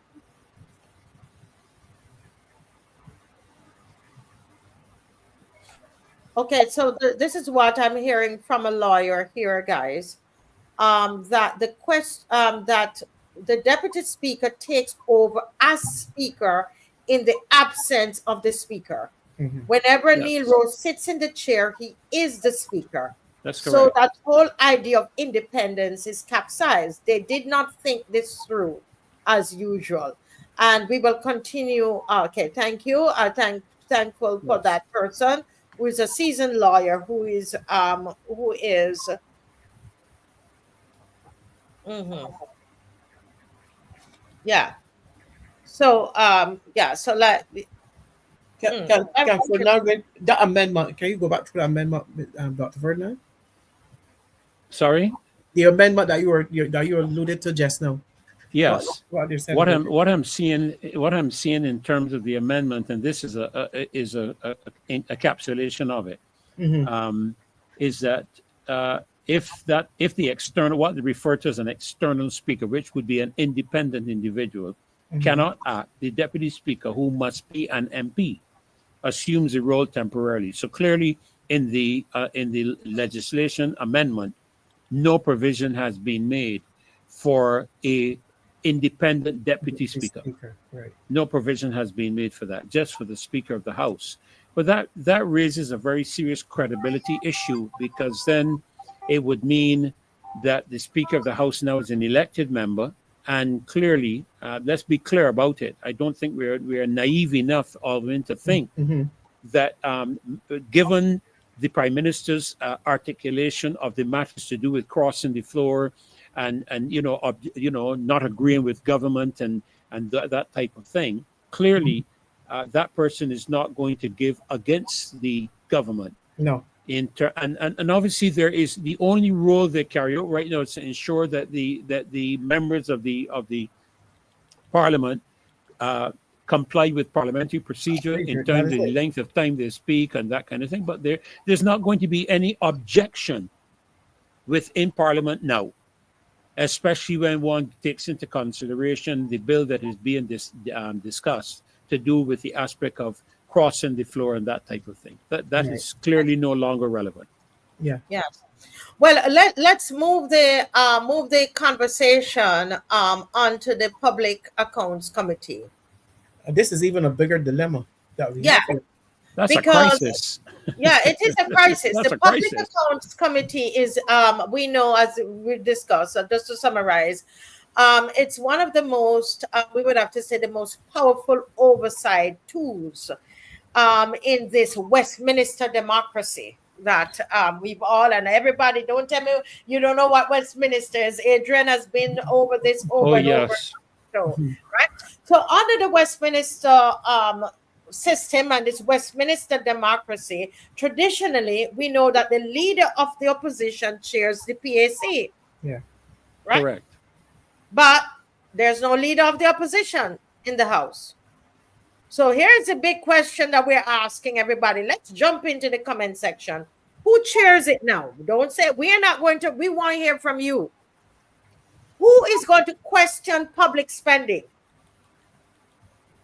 When Mr. Thorne was doing it, and Don, people, they call him all kinds of names. Well, who is there now there in the PAC to question public spending? Who is going to interrogate the Auditor General reports? Who is going to call the accounting officers to account?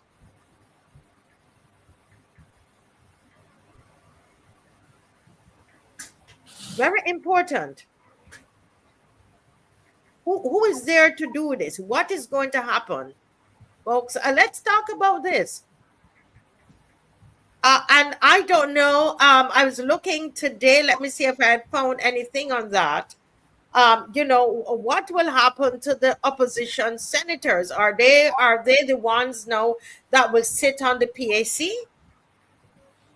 How does this work? Because they're not in parliament. They're not Can in you the lower house.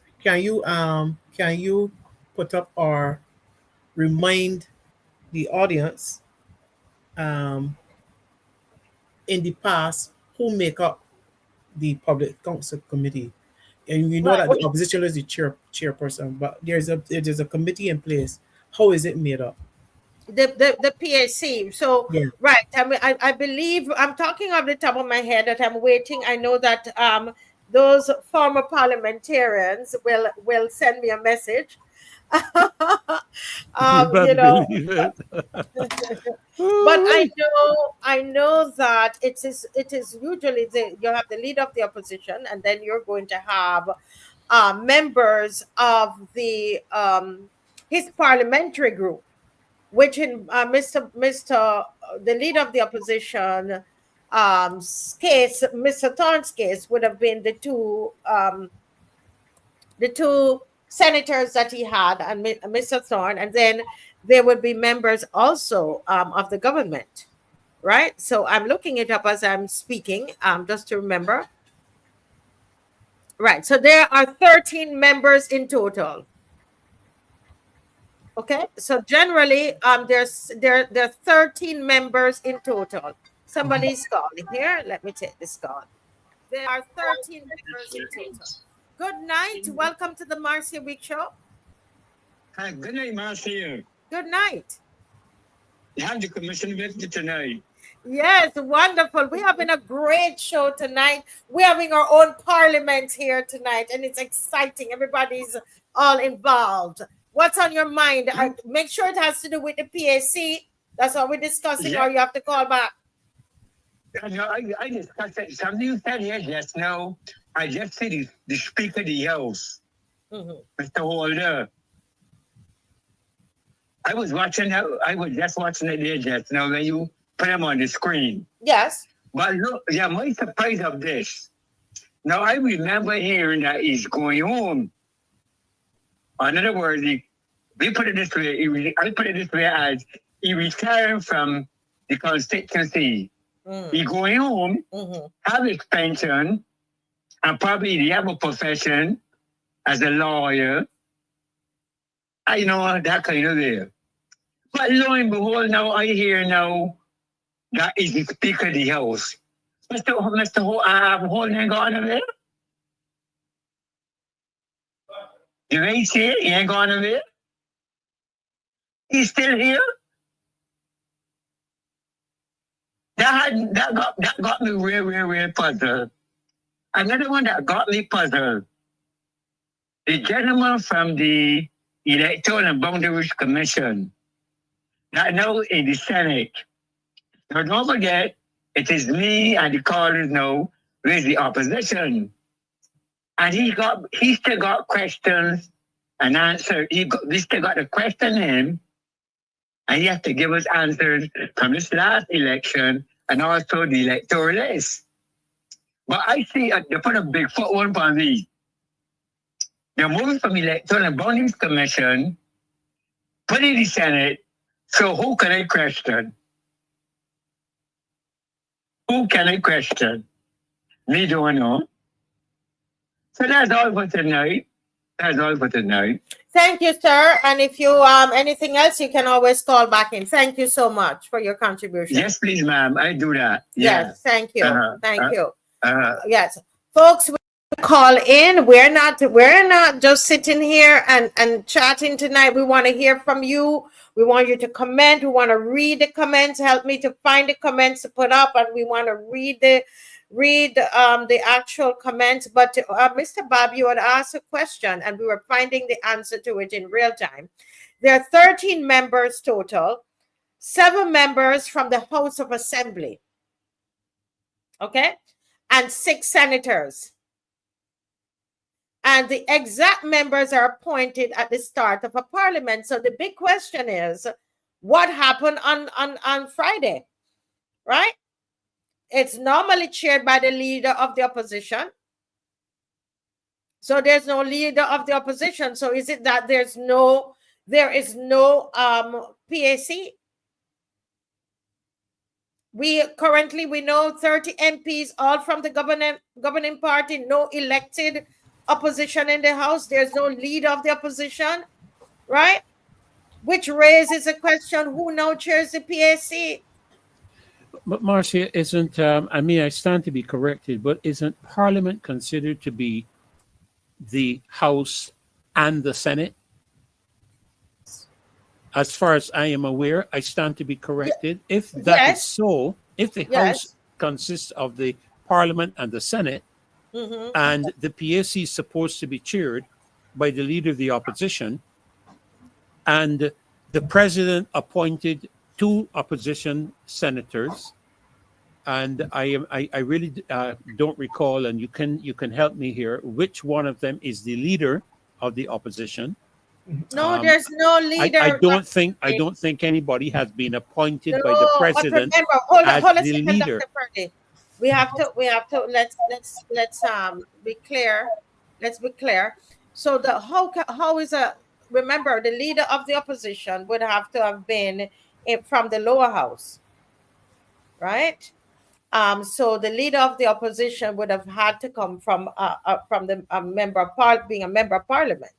And we don't have anybody there, so it couldn't come from, So let's just, So they're senators. Yeah, right? I'm asking the question because in the context of the Parliament of Barbados, it is considered House and Senate. Yes, but there is. I agree. You're correct. You're very correct with that. The challenge, though, is that we do not have a leader of the opposition. Right. Doesn't exist. That's it. We only have opposition senators, but nobody has been indicated by the president or otherwise. No, the president can't indicate, though. The president can't indicate the leader of the opposition. The president can't indicate, though. The president can't indicate the leader of the opposition. Good night, caller. Adrian, go ahead, Adrian. Hi, Marcia. Good night to everybody. Good night. Good night, Adrian. Good night. Yeah. Expecting a massive snowstorm, so I just here watching and waiting. But with regards to the PAC, you're right. The convention of how the PAC is usually set up cannot occur. You don't have a leader of the opposition. There are no opposition members, so the PAC cannot be set up. However, there isn't anything legally stopping the PAC from being formed. So just as the Motley government got innovative with regards to the speaker, and I'll speak to that in a minute, they can do the same with the PAC. It doesn't have doesn't mean that they can't be a PAC. They could be. You just have to innovate. Make somebody. It could be somebody from outside, a non-MP chairperson of the PAC. And I think that's where they will go because they're going to try as much as possible to give appearances of transparency and normalcy under a 30 member wipeout government as they have currently. So it cannot be done under the current by convention because the things you need are not there, but it can still be done if there's the will of the Prime Minister and the government to have a PAC. They can do it. So with regards to the speakership,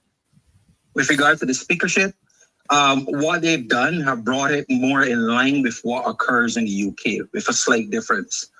In the UK, a member of parliament becomes a speaker, but on attaining speakership, they must resign being an MP, being a member of parliament, right?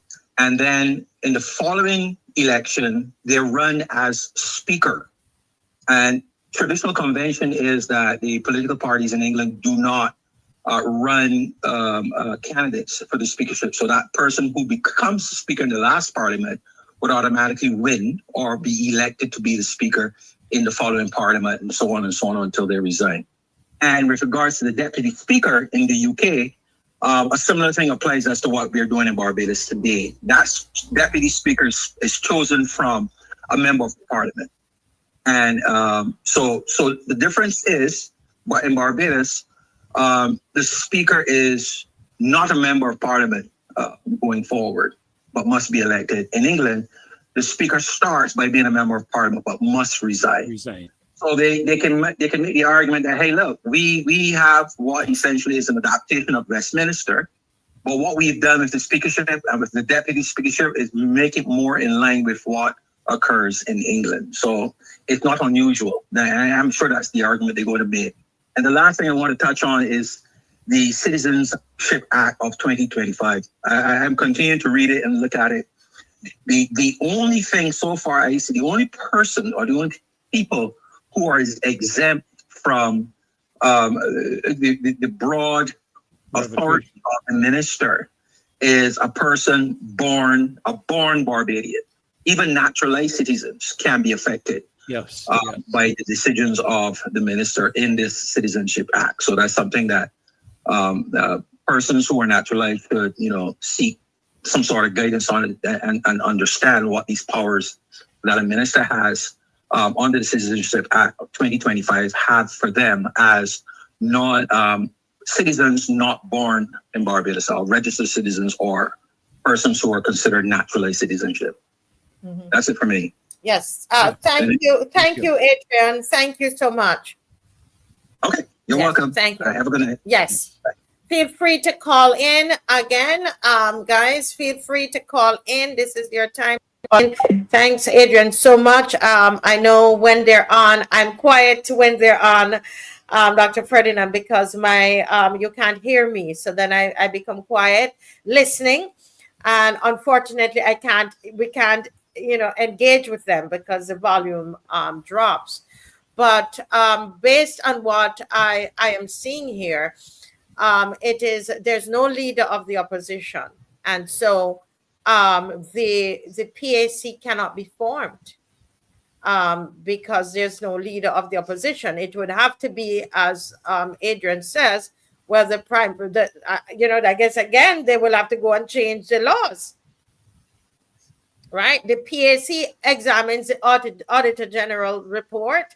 The PAC examines the government expenditure, the appropriation accounts, the financial management of ministries and statutory corporations, public contracts and irregularities, right? Oh, so what's going to happen? Nothing.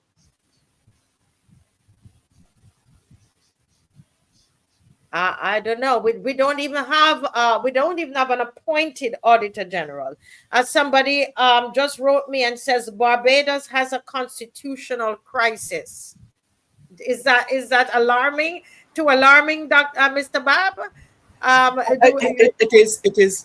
It is alarming. I think that we got to this place because we went to republic and after setting up commission and committees to review the constitution to present to Barbados by this time, which was supposed to be the responsibility of this government, a Republican constitution, which would have taken into all of this this situation that we're now faced with. We have a delinquent government in place. That's why it would appear that we have a constitutional crisis, and some of these things that we're now talking about tonight should have been addressed because we had 230 loves. And because we had 230 loves, we could have, any right-thinking government could have put those things in place with those commissions and committees they had in place to deal with situations that may arise because of this. And they're very delinquent. Yeah. Folks, are we being alarmist by saying that Barbados has a constitutional crisis? What are your thoughts? Let's look at some of the comments here. Well, we have comments, but not necessarily about that. Mavis Lashley is saying those two senators will not be able to have a voice for the people. Andrea says this place becomes so confused. You don't know what is right from wrong anymore. Oh my God.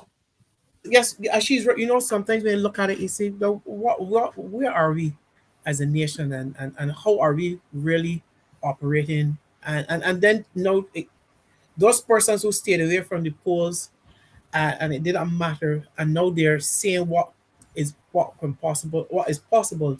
Then right, so we have to take our involvement in the electoral process more seriously, because it comes down to the governance and avoiding chaotic situations and putting us in a state of confusion and not knowing where we are and how this government will be balances will be checked.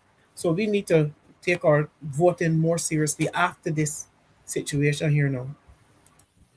Marcia, I am not sure if you're aware of it. I did see something not long ago. I was just trying to find it, going through all of my emails, of an organization in Jamaica that is an independent organization that has been formed with a number of citizens of different professions and so forth, that monitor government's governance. I'm going to put it broadly. I'm trying to get some information on that to see how that has been formulated, how it's structured, so that there's something a little more formal within the context of our citizenry here in Barbados that can monitor government's activities over the next, we hope, 5 years. We hope 5 years. We don't know. Yeah, I mean they have a very strong it's an integrity. Yes. It's a group. It's an organization, and we probably can Very take strong. a look at that. Very good. Very Miss strong. Doctor. We probably can take a look at that. We have a caller. Welcome to the Marcia Week Show. Go right ahead, caller. Yes, please. I'm welcoming back again. One word comes to mind, though. Unconventional republic. Unconventional means not bound by or conforming to. And I believe that Alvin has struck the nail on the head. From the time that we decided, well, I can't say we, from the time it was decided that we were going to become a republic and without a constitution being put in place, we became unconventional, and that's why a lot of things start being questioned, because when something is not going according to a course, a particular course, you have to question what is being done.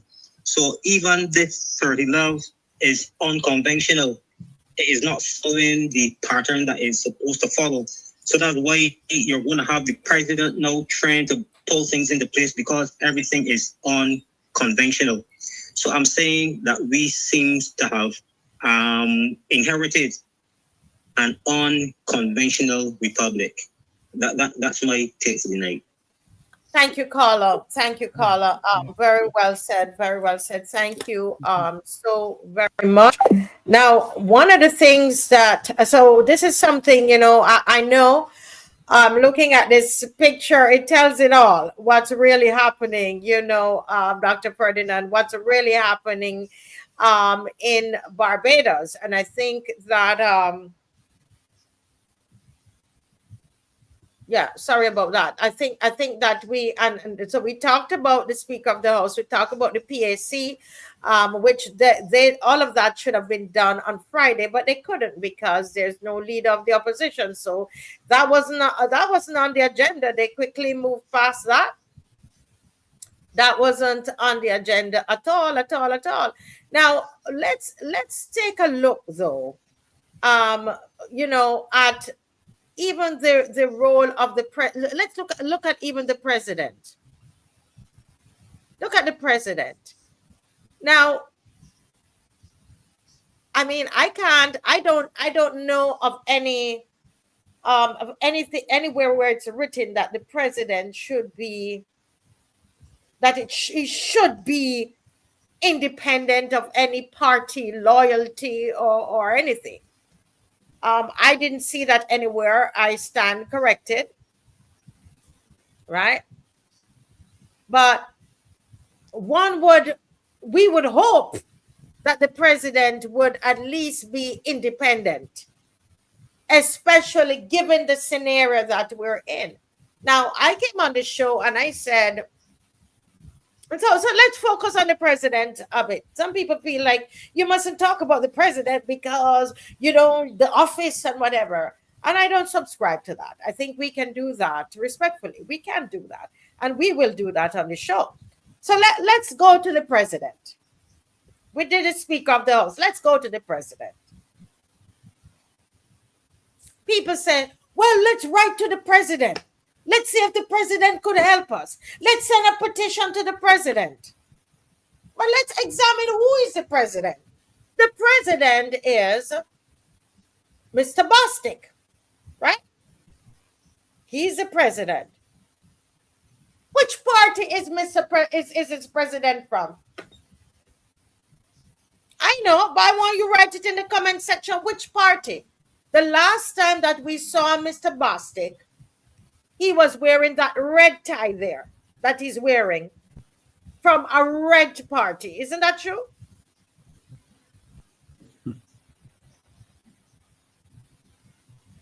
Yeah. He's from the BLP party. Nobody came to us, Mr. Bob and Dr. Ferdinand, and said, listen, I have resigned from the Barbados Labour Party and I am going to be the president. In our minds, we went through this Friday already. But I want us to see the gravity of the situation here, Mr. Bob. Look on the screen. The Speaker of the House is BLP. The President of the country is BLP. Unless he resigned and nobody knows of it.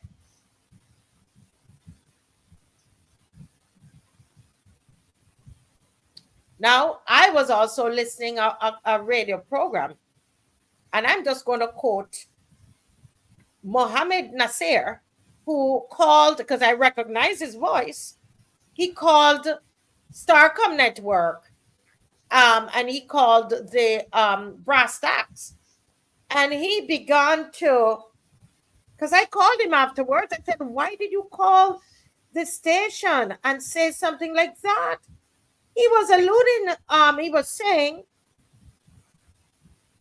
something very strange that I thought was very strange. But I waited to hear the Starcom retract it. He said that, to his best knowledge, the president is related to the prime minister. In fact, what he said, I'm reporting from that he is alleging that the prime minister is that the president is the prime minister's uncle. Now, I'm able to report to say that because that is what was said on Starcom. I'm reporting what was said on Starcom, and I would like, if it is not so, for Starcom to send out to do a retraction. Starcom, can you do a retraction if this is not so? Because that has gone out there. That has gone out there. And tonight I am asking the question of the president and of the PM, are you related? Is that your niece?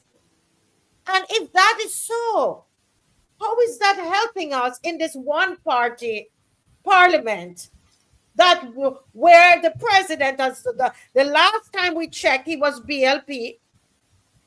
And if it is true that he is related, where does that leave us in terms of independence and transparency and accountability? I don't know if Mr. Bob wants to say anything about that, or you want to keep quiet. In the absence of information, there will be questions and speculation. Absolutely. There's too much left hanging out there for us to form our own conclusions and to speculate about what this is about. And I'm saying that even with the response, I've been around, and you have been around, Dr. Ferdinand, with a lot of other, we had governor generals, but I cannot remember any of them being so, I don't want to say politically involved, but having this type of response, even to the fact that even a letter that was sent was splashed all over social media. And I even reprimanding in that same letter some things that happen in terms of privacy. I've never had a governor general, and we have selected several of them who probably were connected to people, but they remain, I want to say, separate from what was happening within government, even in certain decisions that was being made. Yeah. Thank you. Somebody said, I thought he resigned after the vaccine scandal. And this is why it's important for us to have the discussion. What did he resign from? I think he resigned as Minister of Health. He resigned as an MP. Yeah. As a Minister of Health, actually, not even as an MP, as a Minister of Health. That's what he resigned as. And that being around the time of the scandal to do with the COVID treatments, that were allegedly being arranged by an independent individual for the government of Barbados, and I will leave it at that. But Marcia, when I take a look at this image that you have up on the screen, it should cause Barbadians to be concerned. And I say this against the background of how this government functioned during the pandemic that we now know was, and I'm choosing my words very carefully, was not legal, in the sense that we now know a lot of the information was false, treatments were false, a lot of things happened. We have right now a multi-million-dollar lawsuit against Dr. Fauci in the United States. Yeah. With relating to that. We have our governments that have been complicit in it. So to a large degree, the trust factor is the problem here, Marcia. You're looking at 5 persons there, all BLP members, technically. You have Chief Justice who was appointed by the Prime Minister at the EBC and then moved from the EBC to the Chief Justice position. You're skipping over that real quickly. Let's pause right there. Okay. This Chief Justice was first. This is crazy, guys. This Chief Justice was the chairperson for Barbados. Listen carefully to see what's going on here. This Chief Justice here was the chairperson of the Electoral and Boundaries Commission in 2022. And he, at the end of that, he became Chief Justice. We just had somebody who was a chairperson, Dr. Ferdinand of EBC, and he became a senator. But continue. I just wanted, don't skip it over. We got to. No, that's fine.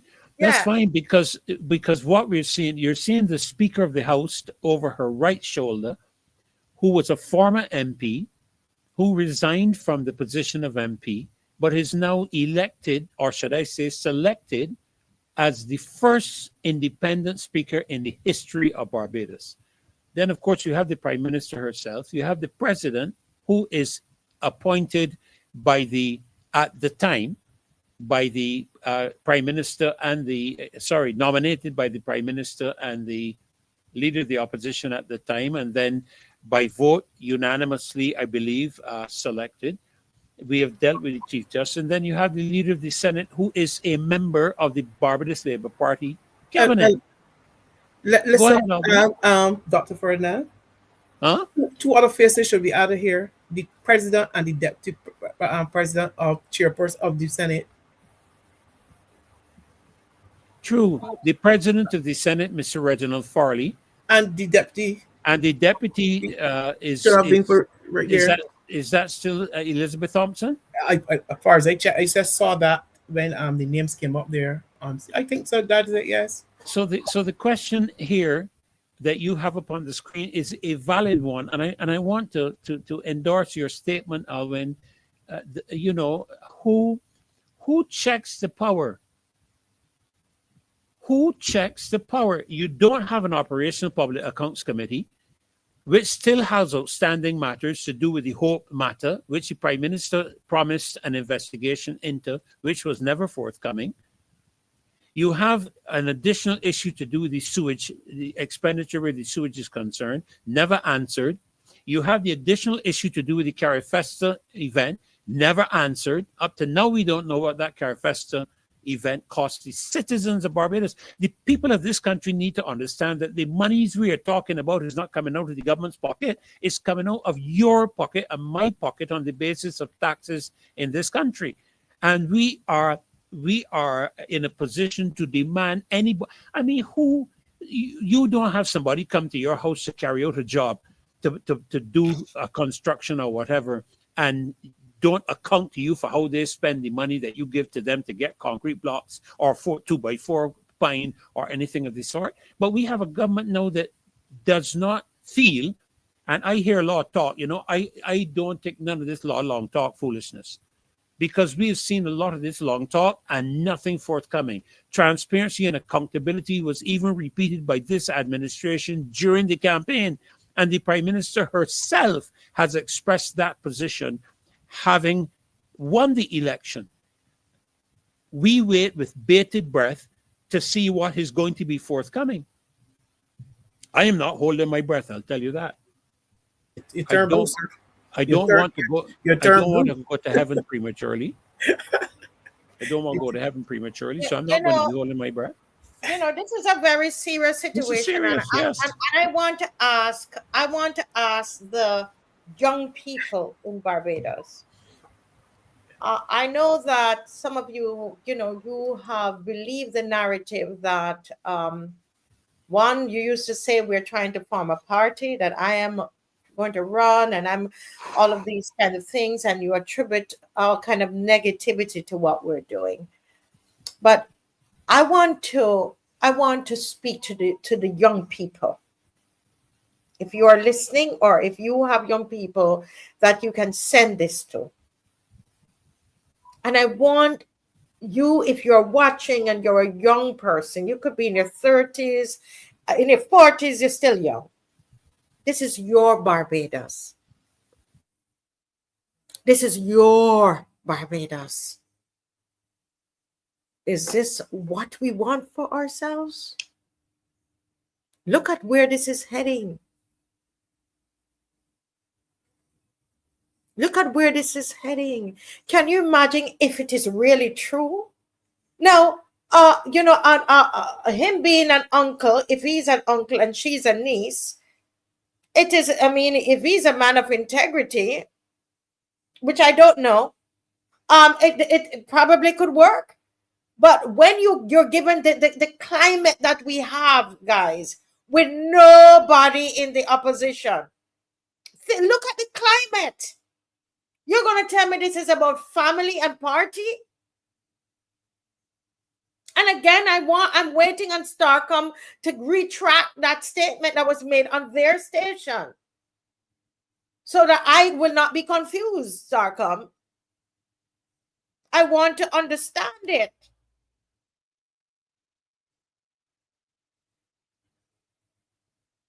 Without, if we had a 15, what would it be? A 15, 14 or 15, whatever, 14, 16 situation there, Mr. Bob, Dr. Ferdinand inside there, you could say, all right, even if we're not comfortable with it, but it might work out, right?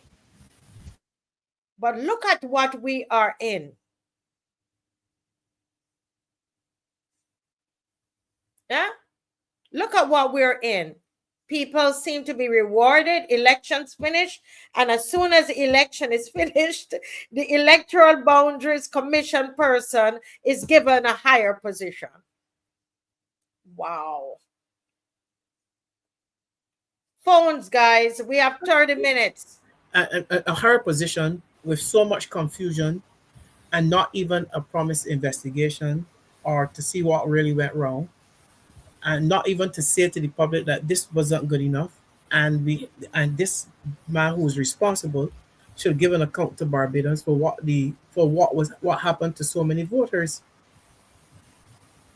But that seems to be a trend, all when we're, as we have seen,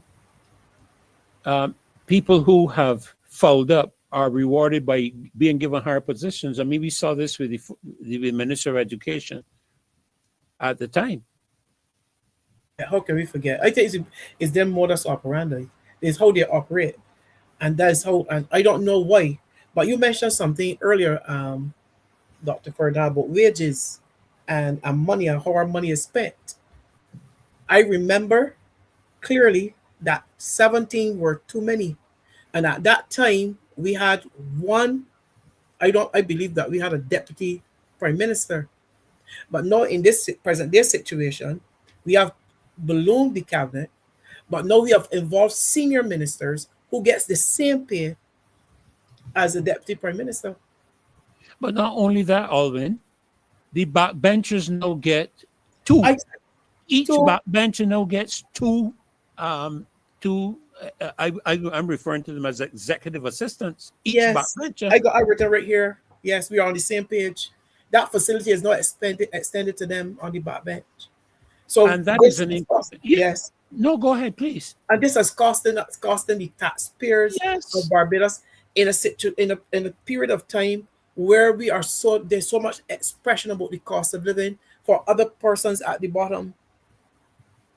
And our elected leaders are fattening themselves before money. We now have the largest cabinet ever in the history of this country. And we are what, 20, I think would I be correct in saying 28 members in cabinet at the moment? 27 or 28. And how many deputy prime ministers? Call them. But if you have 27, don't forget you have to add the prime minister. So that makes 28.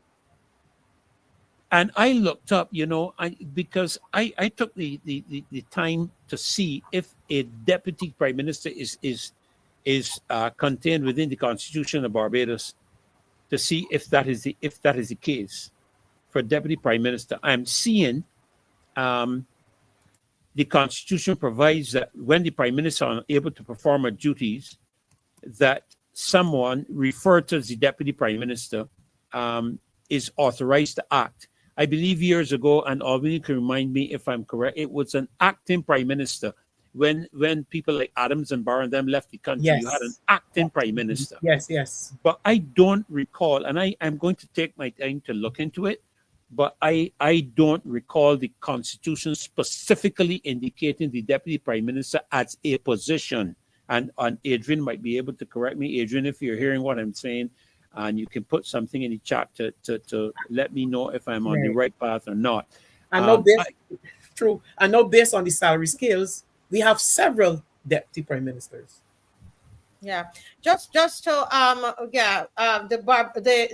what I'm seeing here is that the Constitution does not require a deputy prime minister. The position exists by political designation, not constitutional command. Correct. So that was created by Prime Minister Mia Mottley to keep everybody, happy.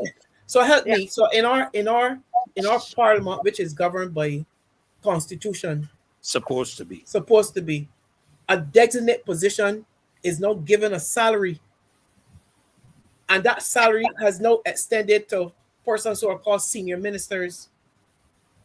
My door is delight. And this is not. Go ahead, Dr. Ferdinand. No, I was just about to say it would be interesting to see, Alvin, the monthly expenditure of the cabinet of Barbados. Somebody, if we could do the numbers in terms of salaries and perks, because not just salaries, you have to look at the perks as well, the travel and allowance and all those different kinds of things you have to take into consideration. Yeah, we're working on that, Dr. Ferdinand, and actually, Mr. Bob and I were talking about that yesterday. Okay. So we're working on that. You're on the right track. There, good. Yeah, you're on the same page. Yes. Yeah, great and minds. this is why I love this show.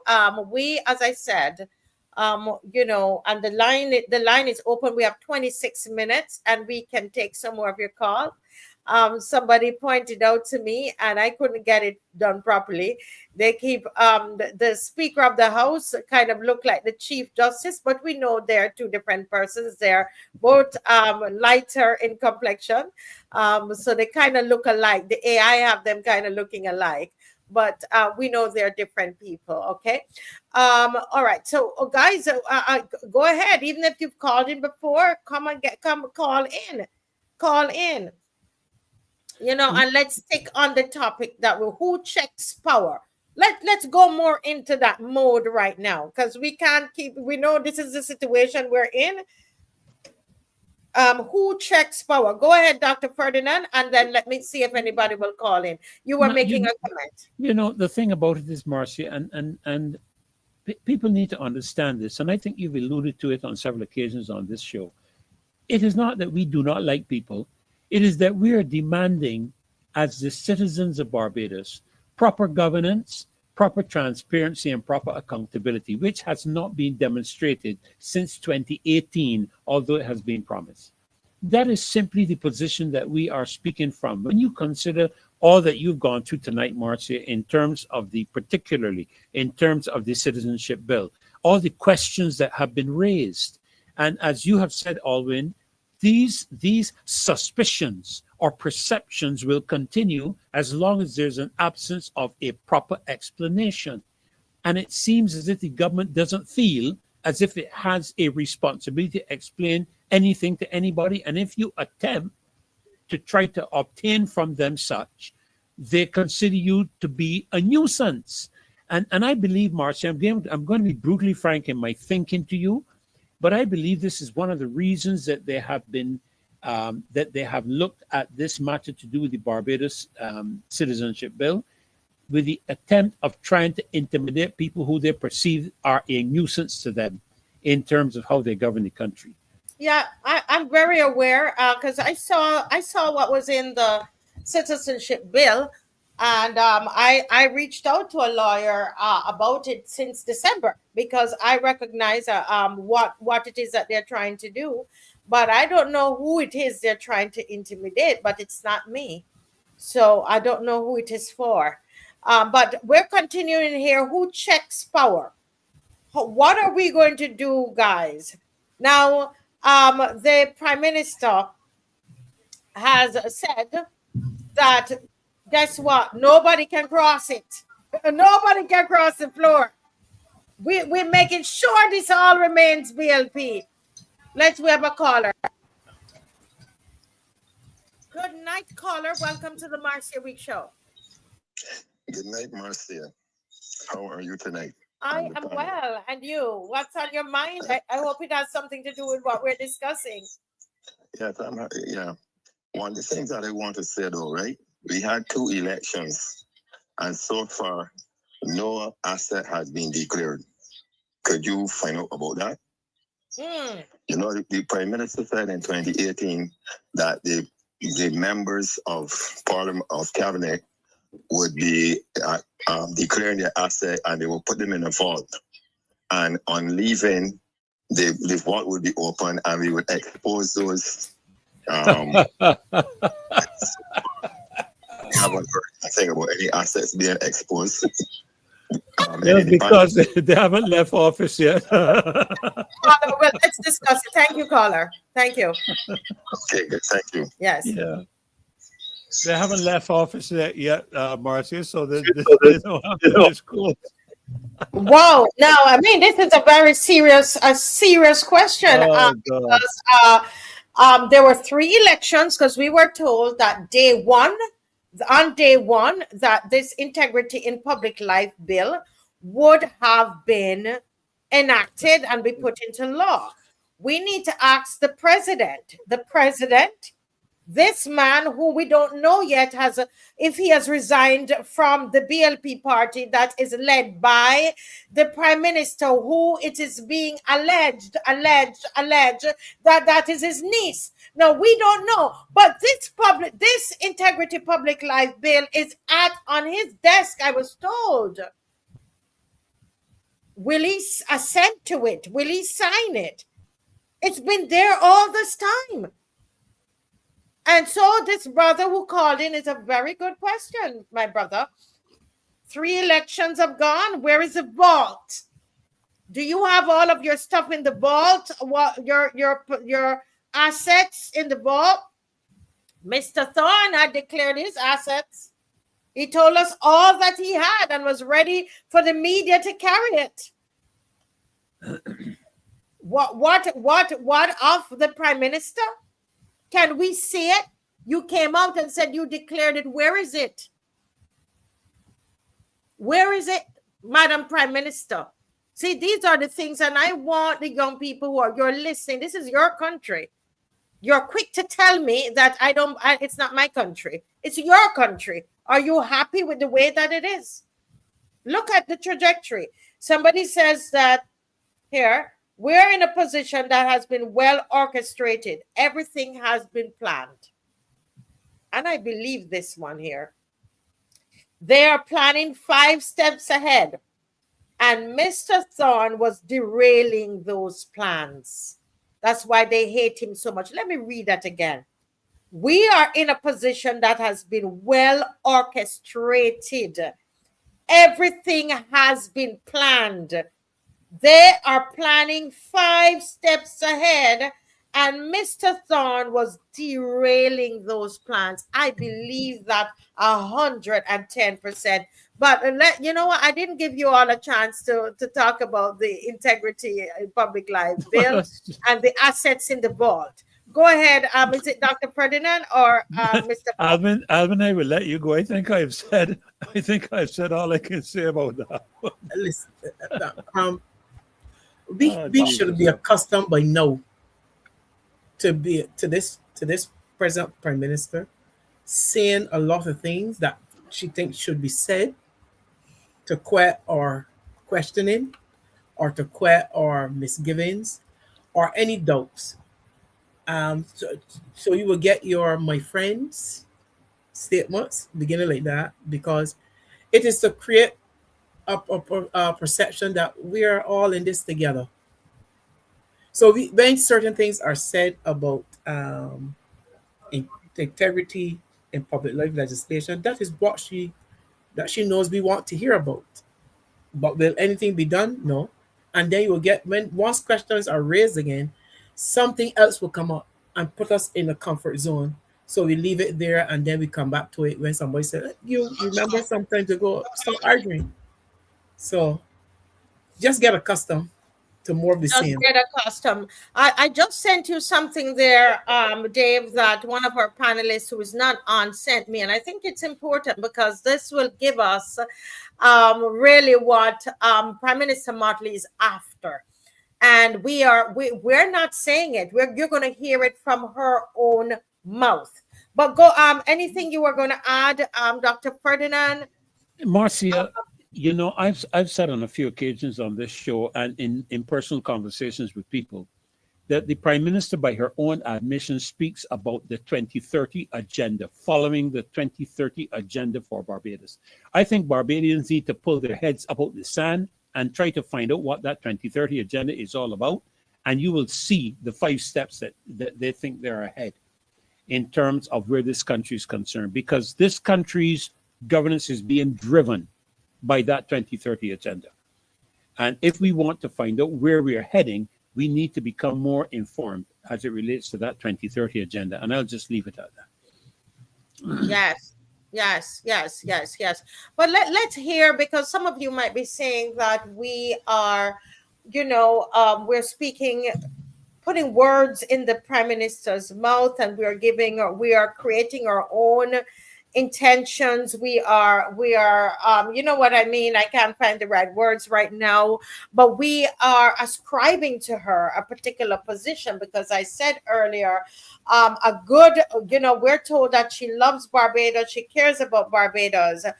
I would think that one would go for balance, to make sure that all is balanced. But no, what we see is a concentration of power, and they are going to pass a law to ensure that nobody crosses the floor to form an opposition. But let's hear from her. Let's hear from her, Dave, if you can. Can it be made a little bigger? There's No. much talk about voting for an opposition, and I hear it, and I understand Barbadians' sense of fairness. But I warn you that when you vote for an opposition, you may end up with a government you didn't want. Can the country afford that at this time? I say not. And if it happens, will we accept it? Of course we will. But at the end of the day, we already know what the consequences of mismanagement and lack of leadership are. They are too recent in our memory, and we bore the consequences and carry the scars still on us. I ask Barbados, I ask Barbadians to recognize that this is a party that is seeking your mandate, that has not abused power, that has not abused its responsible positions, and that has sought simply not only to make you safe in your homes and in your communities, but has also made us safe and regarded internationally as someone for whom the benefit of the doubt can be given and someone worthy of partnership for us to be able to reach the stars. I ask you simply on January 19th to give the Barbados Labour Party team, all of the 30 candidates are coming to you, give them a hearing, but above all else, I ask you to vote for the candidates of the Barbados Labour Party on January 19th, 2022. Thank you, and may God bless this nation, and may God bless the integrity of our democratic process, because we have always known how to conduct our business and to do so with integrity, with transparency, and with fairness. Thank you, and God bless this nation and our people. Now, I wanted to notice something that she said here, guys, because she speaks a lot. She's speaking fast, and she's speaking with confidence. And when that happens, a lot of times we think that this person is making sense, right? And that's something that, we do that even with American politics. Whoever can speak the best will say, oh, they will be a good leader, right? Now, look at here. Listen what she says. If you vote for an opposition, you might get a government that you do not want. That's exactly what we got. Hold a second. No. That's not. No, Dr. Ferdinand. Listen carefully, Dr. Ferdinand. She says, if you vote for an opposition, you may get a government that you do not want. Can we examine that statement? Because she's saying if you vote for an opposition, so that means if we had even 3 seats in there and you get an opposition, she's saying that we might end up with a government that we don't want. Does that, what is she really saying there? Anybody can jump in there. I think that there was a time, I can remember in 1976, when Tom Adams said, give us a strong opposition, and he ended up winning the government. That can be taken from that context, that people are so much because of what is happening. She admitted that there were things, and we don't listen. She admitted by her own speech that people were concerned about where the country was going. And people were concerned that there was no opposition to deal with them. That's right. And she was saying to them, well, don't go to vote for opposition, because if you go in numbers to vote for opposition, you may very well get a change in government. But by her admission, she knew the people were not comfortable. She knew that there was a possibility if people go there and vote for opposition, that the government might change. So she was saying to the people, don't do that. Don't do it. Look at what Pedro Gemot is saying. I'm seeing something a little similar, but a little different. So what she's saying here, Pedro says, that's like saying if you were allowed a referendum on the Republic because you might make the wrong choice. Listen, let that one sit in there a little bit. To me, it's a very deep comment. If she's thinking, well, we don't want to give you a choice here, because we don't know, because you might just end up making a wrong choice. Yes. You understand where I'm going here with this? If you vote for opposition, you would mess it up. You will mess in it other up. words, the only person who knows the right choices to make is Mia Motley. There you go. Let me say There it you straight. go. Yes, because some Let me say it person she straight. says someone that you have someone. You see further down the speech, she said about someone, not that we have a party. She said we have someone. Go if you go further in, she makes reference about someone. Yes. That is personal. But But if you you, let you go ahead, Dr. Ferdinand. no, go ahead, Marcia. It's fine. Go ahead. What I want people to realize is how she sees us, how Correct. she sees the people. Correct. Huh? The people can't make these important big decisions. The people are too stupid. I have to lead Yes. you and I have to guide you. Marcia, I asked a question on my Facebook page. What makes a great leader? Because I am told she's a great leader. And somebody, I asked it against the background of the fact that in the international community, she is viewed a particular way. You know, as a pastor and as a minister, I can be viewed a particular way outside of my home. But if you want to find out about me, ask my children and my grandchildren and my wife. I can present an image out there that looks like, oh my God, he's the best thing since sliced bread. But ask the people who know me best. Ask them. The world is not asking the people of Barbados that question. So she looks like she is a great leader. But what constitutes, and people have expressed to me that I would never give her the position of a great leader. And to be brutally frank, I wouldn't. I wouldn't because she has, in a sense, put her foot in every single parliamentary cabinet involvement, the Ministry of Health, the Ministry of Transport. When you are leading something and you have to be the person always on the forefront, you are not a great leader. A great leader is somebody who allows the people they lead to come to the place where they manage affairs and they are competent in what they do. They inspire people to do that. I once heard it say that the difference between a manager and a leader is that a manager, when you come to a forest, a manager helps the people to take out the things that would cut down the trees and all of that. But the leader is the person who climbs the tree to tell you if you're in the right forest. Yeah. That statement there, this person says exactly. She thinks she's the only right choice. Correct. She's telling you, you can't make a choice for yourself. And Dave is onto something. And when I'm finished, there's something else going on here that in terms of reasoning, he's wrote here, she made an inductive leap from voting for opposition. Thank you. This is the other part that I'm seeing. Yes. To electing a government. Do you see that? It's not the same thing. It's not the same, but it sounds makes sense, but it's not. The voting for opposition, she jumped to electing a government. And I mean, look at it.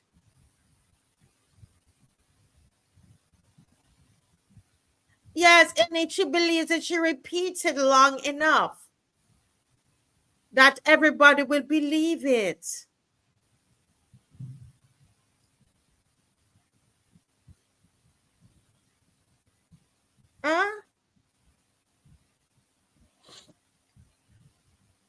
Yes, she is suggesting that the voters are ignorant. I missed a comment there. Yes. You see, it's a very deep statement. And I think, wow. Yeah. Trickster.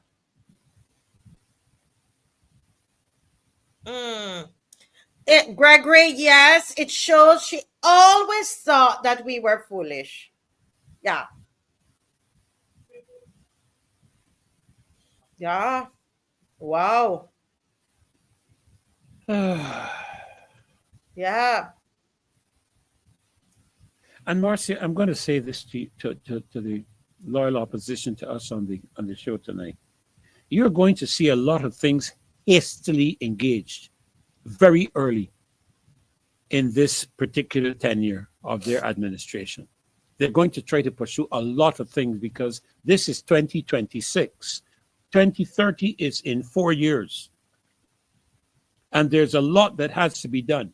All of the matters to do with 15-minute cities, all the matters to do with the ID cards, all of these matters have to be pushed through Parliament very quickly. The whole matter of the cybercrime bill, the matter to do with the police in terms of the amendments that were made, all of these are things that have to be pushed through. If you look around the world, Marcia, you can see the things that leaders of the world are attempting to try to push through. But I thank God that tonight, as we are speaking, members of the European Union parliamentary grouping are resisting this dramatically because their citizens are standing up, Marcia, and resisting it. And I think I heard you at the beginning of this program talking about that, talking about the fact that, you know, you talked about Mahatma Gandhi and a couple of others. I don't remember all of their names, but you talked about the fact that when the citizens rose up and made their voices heard, that governments had to pull back on a lot of the things that they were attempted to do.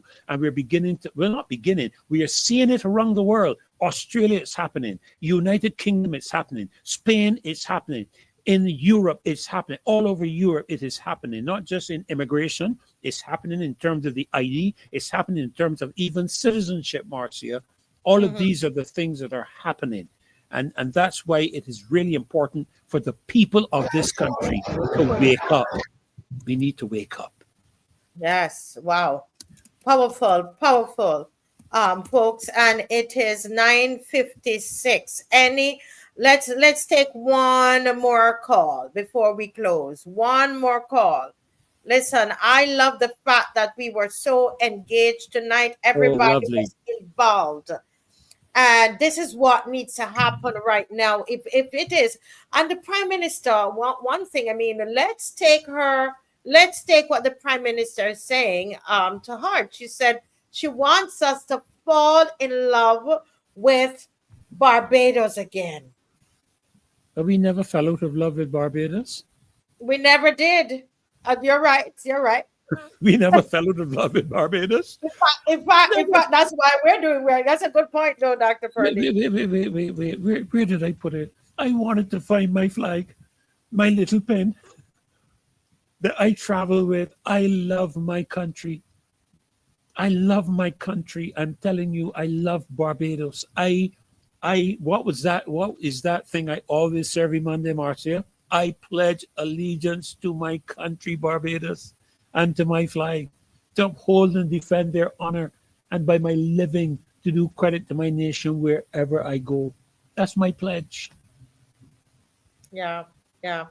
You know, but the thing is, I'm not sure what David's showing us here on the screen, but I just want us to move more party.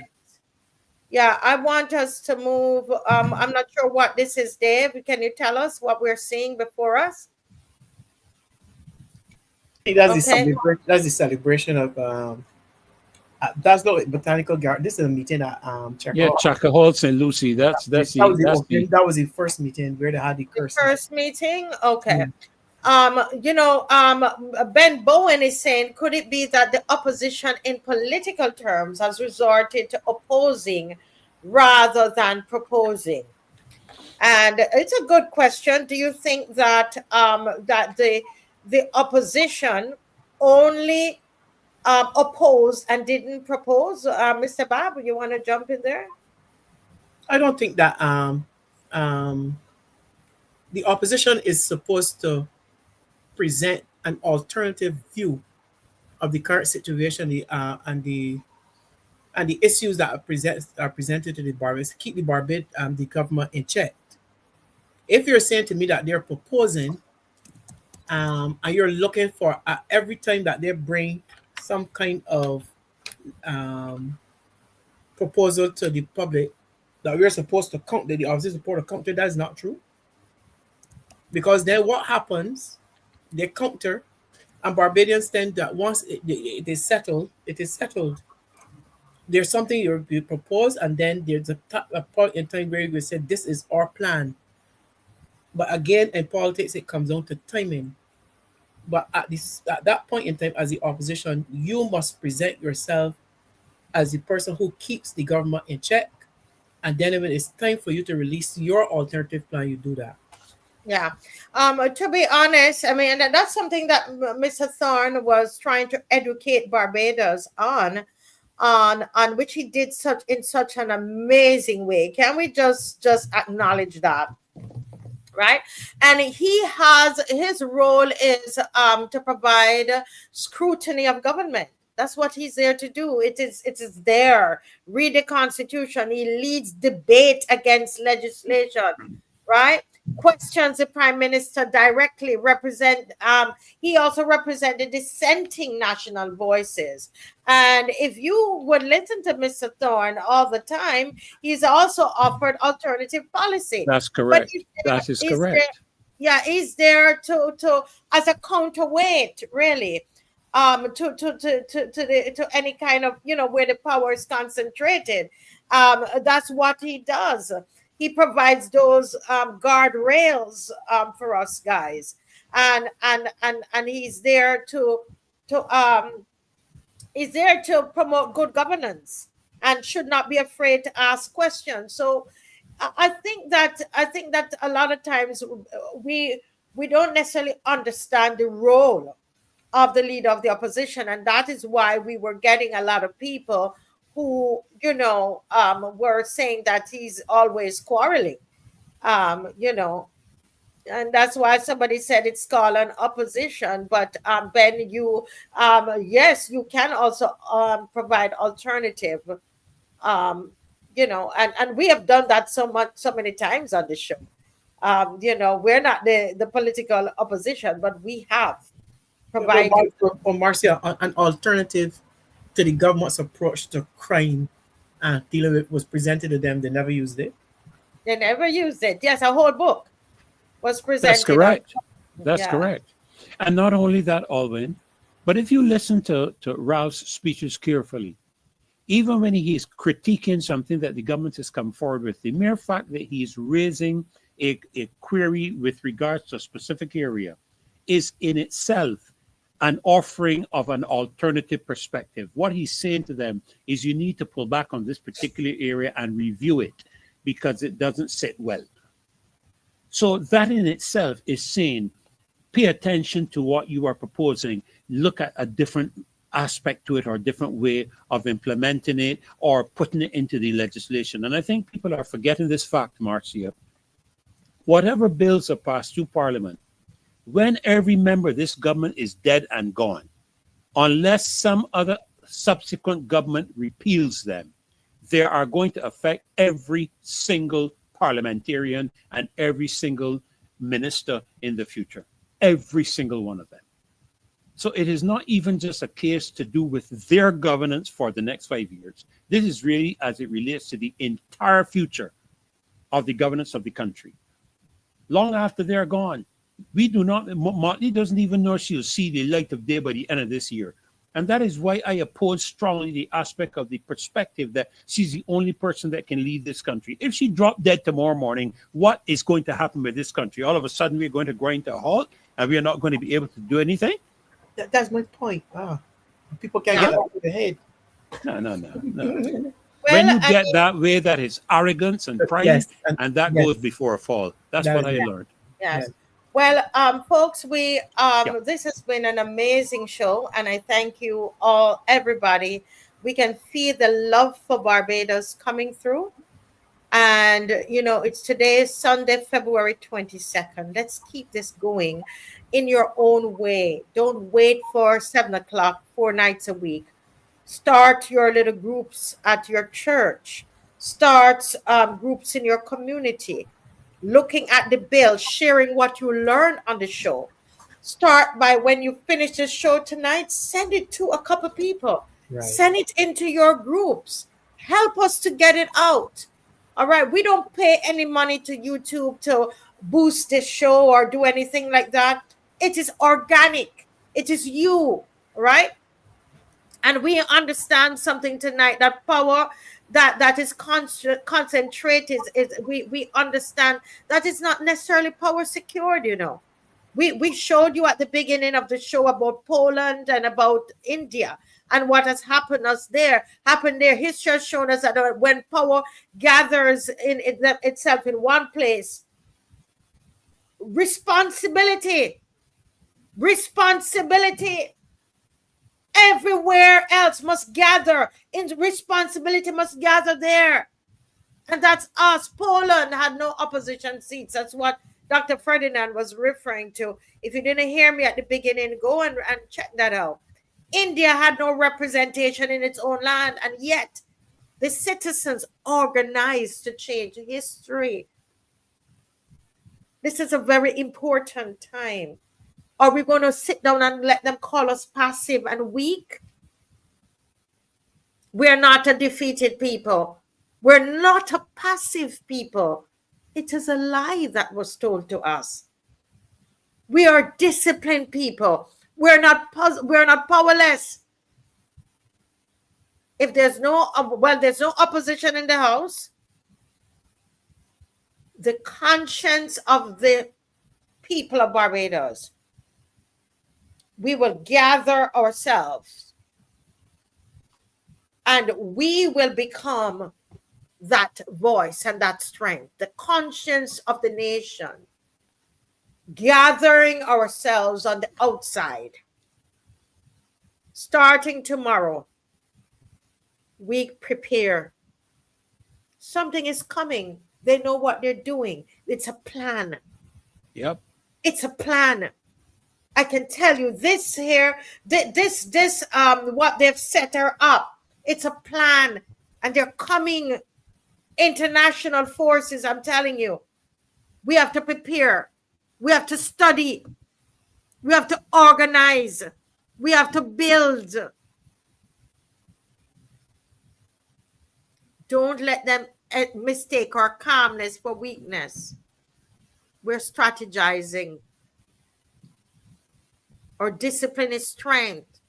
When we organize in our communities, in our homes, bring people together, cook and bring people, let them sit down over the bills. Yeah? The same way you could come together to pray, you could come together to look over the bills. Remember, God has not abandoned Barbados because we lost seats. Amen. Because all the seats were lost, then God has abandoned Barbados? No. He watches. He's watching what we're going to do next.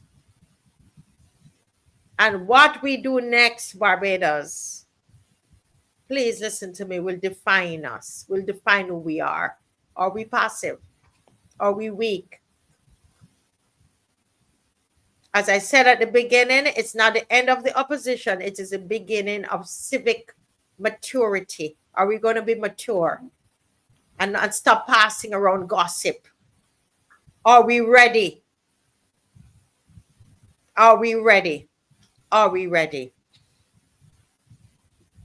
Dr. Ferdinand, anything you want to say as we go? Marcia, just to reinforce the importance of citizens standing up.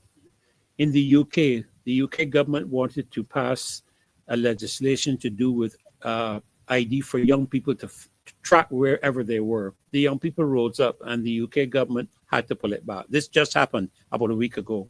You will recall the matter in Kenya with the young people, and the government had to pull it back. It just goes to show that the real power lies in the hands of the people. Thank you so much. Thank you. And the final word, Mr. Bob. Yes, I look forward to the submission. I was going to say debate on the crossing, but I will say submission because it will not be a debate. The submission by those persons in the government when it comes to the matter of crossing the floor. I look forward to it. I want to see who, if they all would agree to have their choices be restricted. If they disagree and they can't disagree, have to stay where they are. I'm looking forward to hearing it. Oh, yes. Yes. Thank you so much. Thank you, Mr. Bob. Thank you, Dr. Ferdinand, for your time, taking your time. And I needed to apologize because I had first announced that there would be somebody from Guyana, and that person wasn't able to join where he was. There was no Wi-Fi, and so he could not join the program, and we hope that we will be able to have him in the future. But I think we had the program that we needed to have. Let's take care of our home drums. Let's beat the home drums. And I want to thank you all. I want to thank my husband for standing with me, and our prayer team. You know who you are, those who pray. I want to appreciate you and thank you. Tomorrow morning at 5 o'clock, we have prayer. 5 a.m. right here on this channel, there's prayer. Mondays, Wednesdays, and Fridays. And we're on at 5 a.m. where we're praying for the nation. And we're going to act, and we're going to strategize, we're going to organize. All right. God bless you all. Thank you so much. Good night, Alvin. Good night. Good night. Bless you, my friend. Bye-bye. Bye-bye. You say when labor leads, they just succeed. Well, here we now. This the people creed.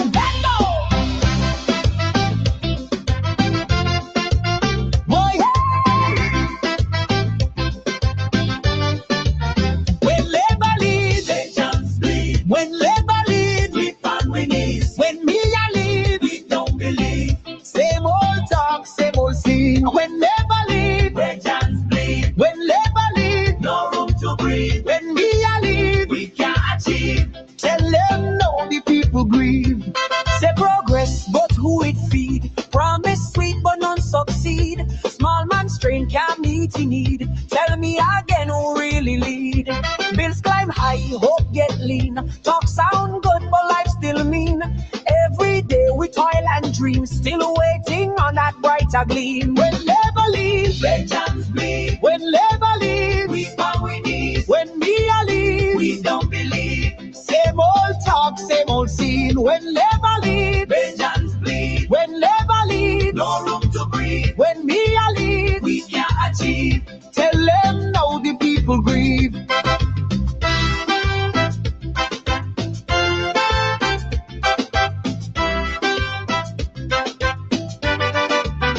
Forward, forward, but who we trust? Forward, forward, still eating dust. Me a lead, same old fluff.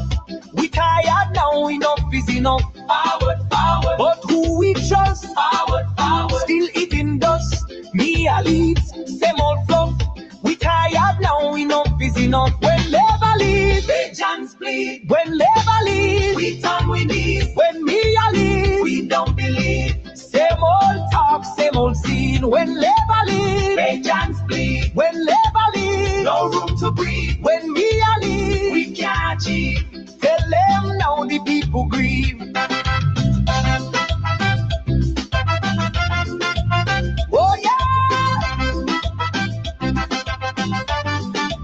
Well, yeah. Oh yeah. When labor leaves, vengeance bleed. When labor leaves, we find we need. When me a lead, we don't believe. Same old talk, same old scene. When labor leaves, vengeance bleed. When labor leaves, no room to breathe. When me a lead, we can't achieve. Tell them now the people grieve. When